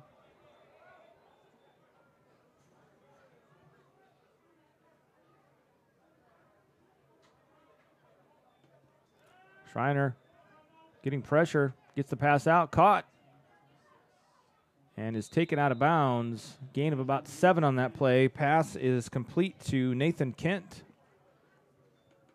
Bring up 3rd down now.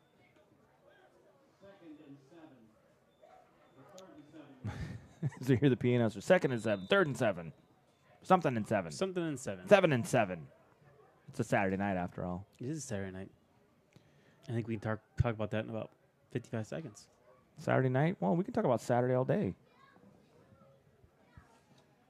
It's Saturday night, and I'm feeling all right. I forgot the next line of the song, but whatever. It was a Little Red Corvette. That's the song I'm thinking of. Schreiner looking to pass. Rolls to his right. Across the middle. Picked off once again by Vinny Holmes. Makes a man miss. Still running. He wants to take it to the house. Oh! Tripped up once again by Brett Schreiner. Schreiner does not want anybody returning any of his interceptions. So Fargo Invaders force yet another turnover against the Bulls. That should be 5 picks today by Brett Schreiner, including there was also a fumble in the first half. That's 6 turnovers for the Bulls. I do believe that the Bulls are out of timeouts, or do they have one left? They have one left. Well, according to my unofficial scoreboard. I think you're right. It says 1 on the big scoreboard here. That's also unofficial. Just saying. Oh, well, I guess So we'll see if the Invaders will just come out and do the victory formation, which we haven't really done that in a long time. It's been a month. But I don't really recall us doing the victory formation on that game. We had a running clock in that game. We had a running clock, so I think it was just... I don't think they'll call timeout here. The Invaders might, because it does not appear that they're in correct formation for the victory formation. I'm telling you, we haven't really worked on this formation. Looks like we need some practicing before we go down to Sioux City. Maybe. Some special teams. Kind of an unconventional victory formation when you think about it when it's out of the shotgun. So clock running now. And it looks as though the refs haven't set the ball, so it looks like we're going to be able to run this clock out without the play clock even starting. Remember, guys, concert Moorhead Massage and Wellness Center tonight, happening right now. Stancast is about to go on stage, I've been told. Excellent. So that's going to be it from Fargo tonight, folks, as far as the game goes. 29-7 your score. A defensive showcase for the Fargo Invaders. Forcing 6 turnovers tonight, propping up that offense that was a little bit undermanned tonight. But the Invaders come out with the win anyway. 29-7 is your score. They will advance in the NEFL playoffs. And if that score holds down in St. Paul, which I believe that it will, the Invaders will be off next Saturday to Sioux City, Iowa to take on the Sioux City Stampede in the next round of the playoffs. Semifinal matchup with the Stampede. I don't have a time yet as to when that will be starting at kickoff. It's probably going to be a 6 or 7 o'clock game.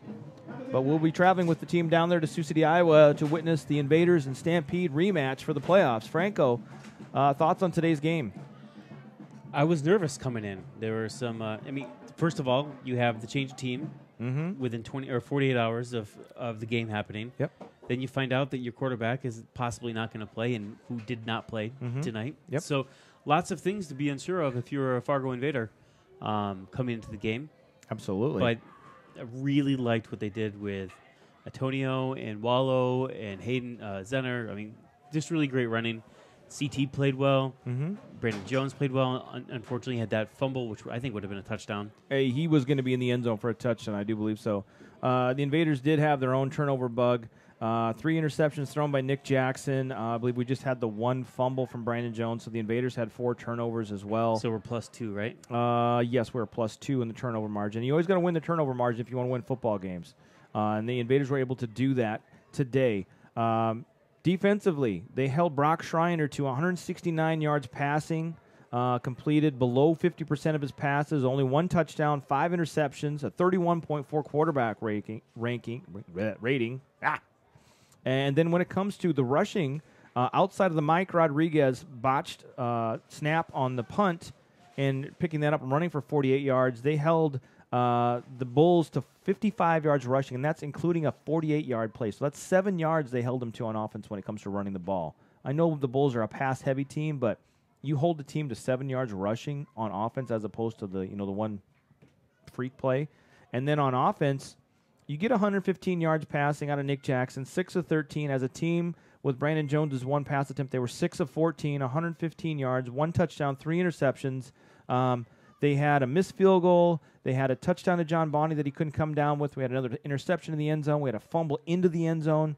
I mean, you're looking at probably at least maybe 3 touchdowns, a missed field goal, a missed extra point, another missed 2-point conversion. I mean, the Invaders were really in control of this game no matter how it looks on the scoreboard. You take away your best offensive weapon, and they're still able to come out and put over 400 yards of total offense on the board against obviously a very good Northland Bulls team. Yeah, I think that's looking good. And this is what we were saying earlier in the season. If this run game can improve throughout the season, I was not expecting our quarterback to get hurt. Right. But if we can game plan. Nick is a very capable quarterback. Shaking some rust off here. Absolutely. So get some game plan going on. I like what we're doing with the fullbacks in our run game. So. And when you look at it, we had 1, 2, 3, 4, 5, 6, 7, 8. We had 8 different guys carry the ball, for those 316 yards. Hayden Zenner got the most, 137 yards today. on 18 carries, 2 touchdowns. That's a great day. Anthony Antonio got a touchdown rushing the ball. Brandon Jones still had 10 carries for 60 yards. C.T. Davis had 10 carries for 51 yards. So you just look at those 3 guys who are normally going to be back there carrying the ball for the team, and they got over 230-some yards, 240 yards rushing just from those 3 individuals combined. So I really like what we saw, the running game. Can they continue it next weekend? That's something that remains to be seen. We'll see what the status is of Javonte Johnson heading into next week, maybe another week's rest. Maybe he'll be able to grip that ball a little bit better and be able to get out there and play. It's hard to say.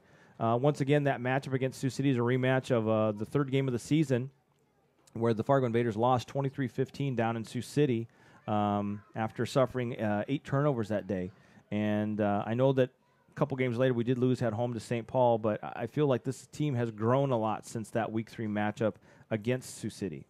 Yeah, I was talking to a player last night or the night before, and he was saying that... you want to change that camera to what? Our ugly mugs? We could. My back's to I just didn't want to. Oh, okay. I can. There we go. Put us up here. Just because we look so pretty. Let's clear this out. There we are. Let's see. They can't see us yet. Nope. Well, I got my wave premature. That's the only thing. Let's do this. There you go. How about that? And then we got to... See, you're asking for a whole lot of stuff I wasn't prepared for. I just wanted you to click and push the different camera input. Video capture. We'll do that. There we go. But this, Let's throw us over there.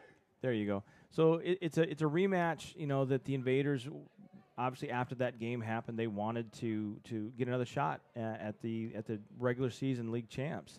And, they're going to be excited to take on that Sioux City Stampede team. And, Sioux City had their 17-game winning streak snapped in St. Paul in a great game there where they lost on a last-second field goal. So the Invaders got some work to do to prepare for Sioux City and get this team ready to go. But obviously, I like the way this team is trending, and obviously getting the run game going today against a team like the Bulls is a very good sign going forward. So next step is Sioux City. The week after that is obviously a championship game, and you hope to be a part of that. But first things first is that you got to regroup.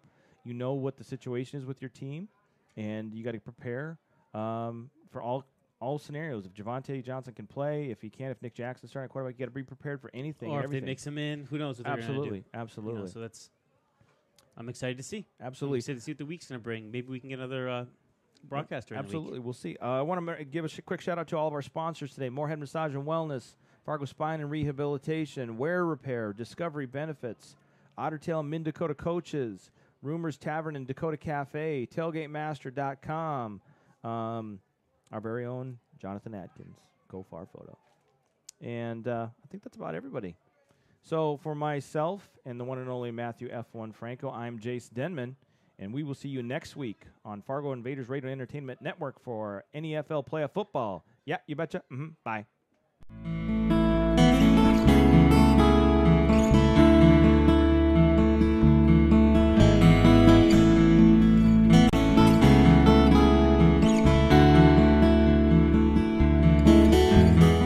Shirodara is an ancient Ayurvedic treatment. It balances the hemispheres of the brain. It helps with insomnia, depression, anxiety, and so much more. It's a deeply relaxing and rejuvenating experience, which can be greatly profound for the body, mind, and spirit.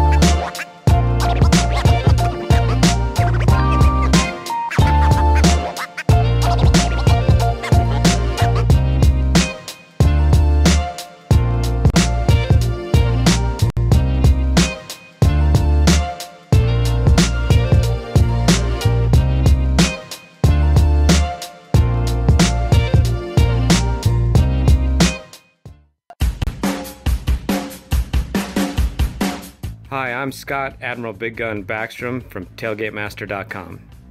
My best-selling blend is called Tears of Our Rivals, and it's an everything blend because, you know, when you're tailgating and you're at the game, everything tastes better if it's sprinkled with the tears of your rivals. I really enjoy grilling, I really enjoy tailgating, I really enjoy this type of outdoor football. When I found out that the Invaders have this fantastic team playing right in Fargo, it seemed like a really natural fit to me. I'm a huge Minnesota Vikings fan. My wife is NDSU alumni, so I always cheered for the Bison. You know, Vikings, Bison. Here's another awesome horned, hatted team. At my very first Invaders game, I was there probably 10 minutes, and I suddenly felt like I'm home. Make sure you check out the concession stands. I'm grilling up burgers and hot dogs. I hope if I can bring anything to the Invaders, it's just a little bit of entertainment. If I can help out a little bit, why not? Tailgatemaster.com is a proud sponsor of the 2017 Fargo Invaders. Where can get your phone and computer repaired? At Where Repair. With no appointment necessary, you can bring your devices in right away. Have our knowledgeable staff do a free diagnostics to determine the problem. Stay up to date by checking the status of your ticket online. All of our services come with a warranty. Where Repair also does web development. Stop by Where Repair for all your phone and computer repairs.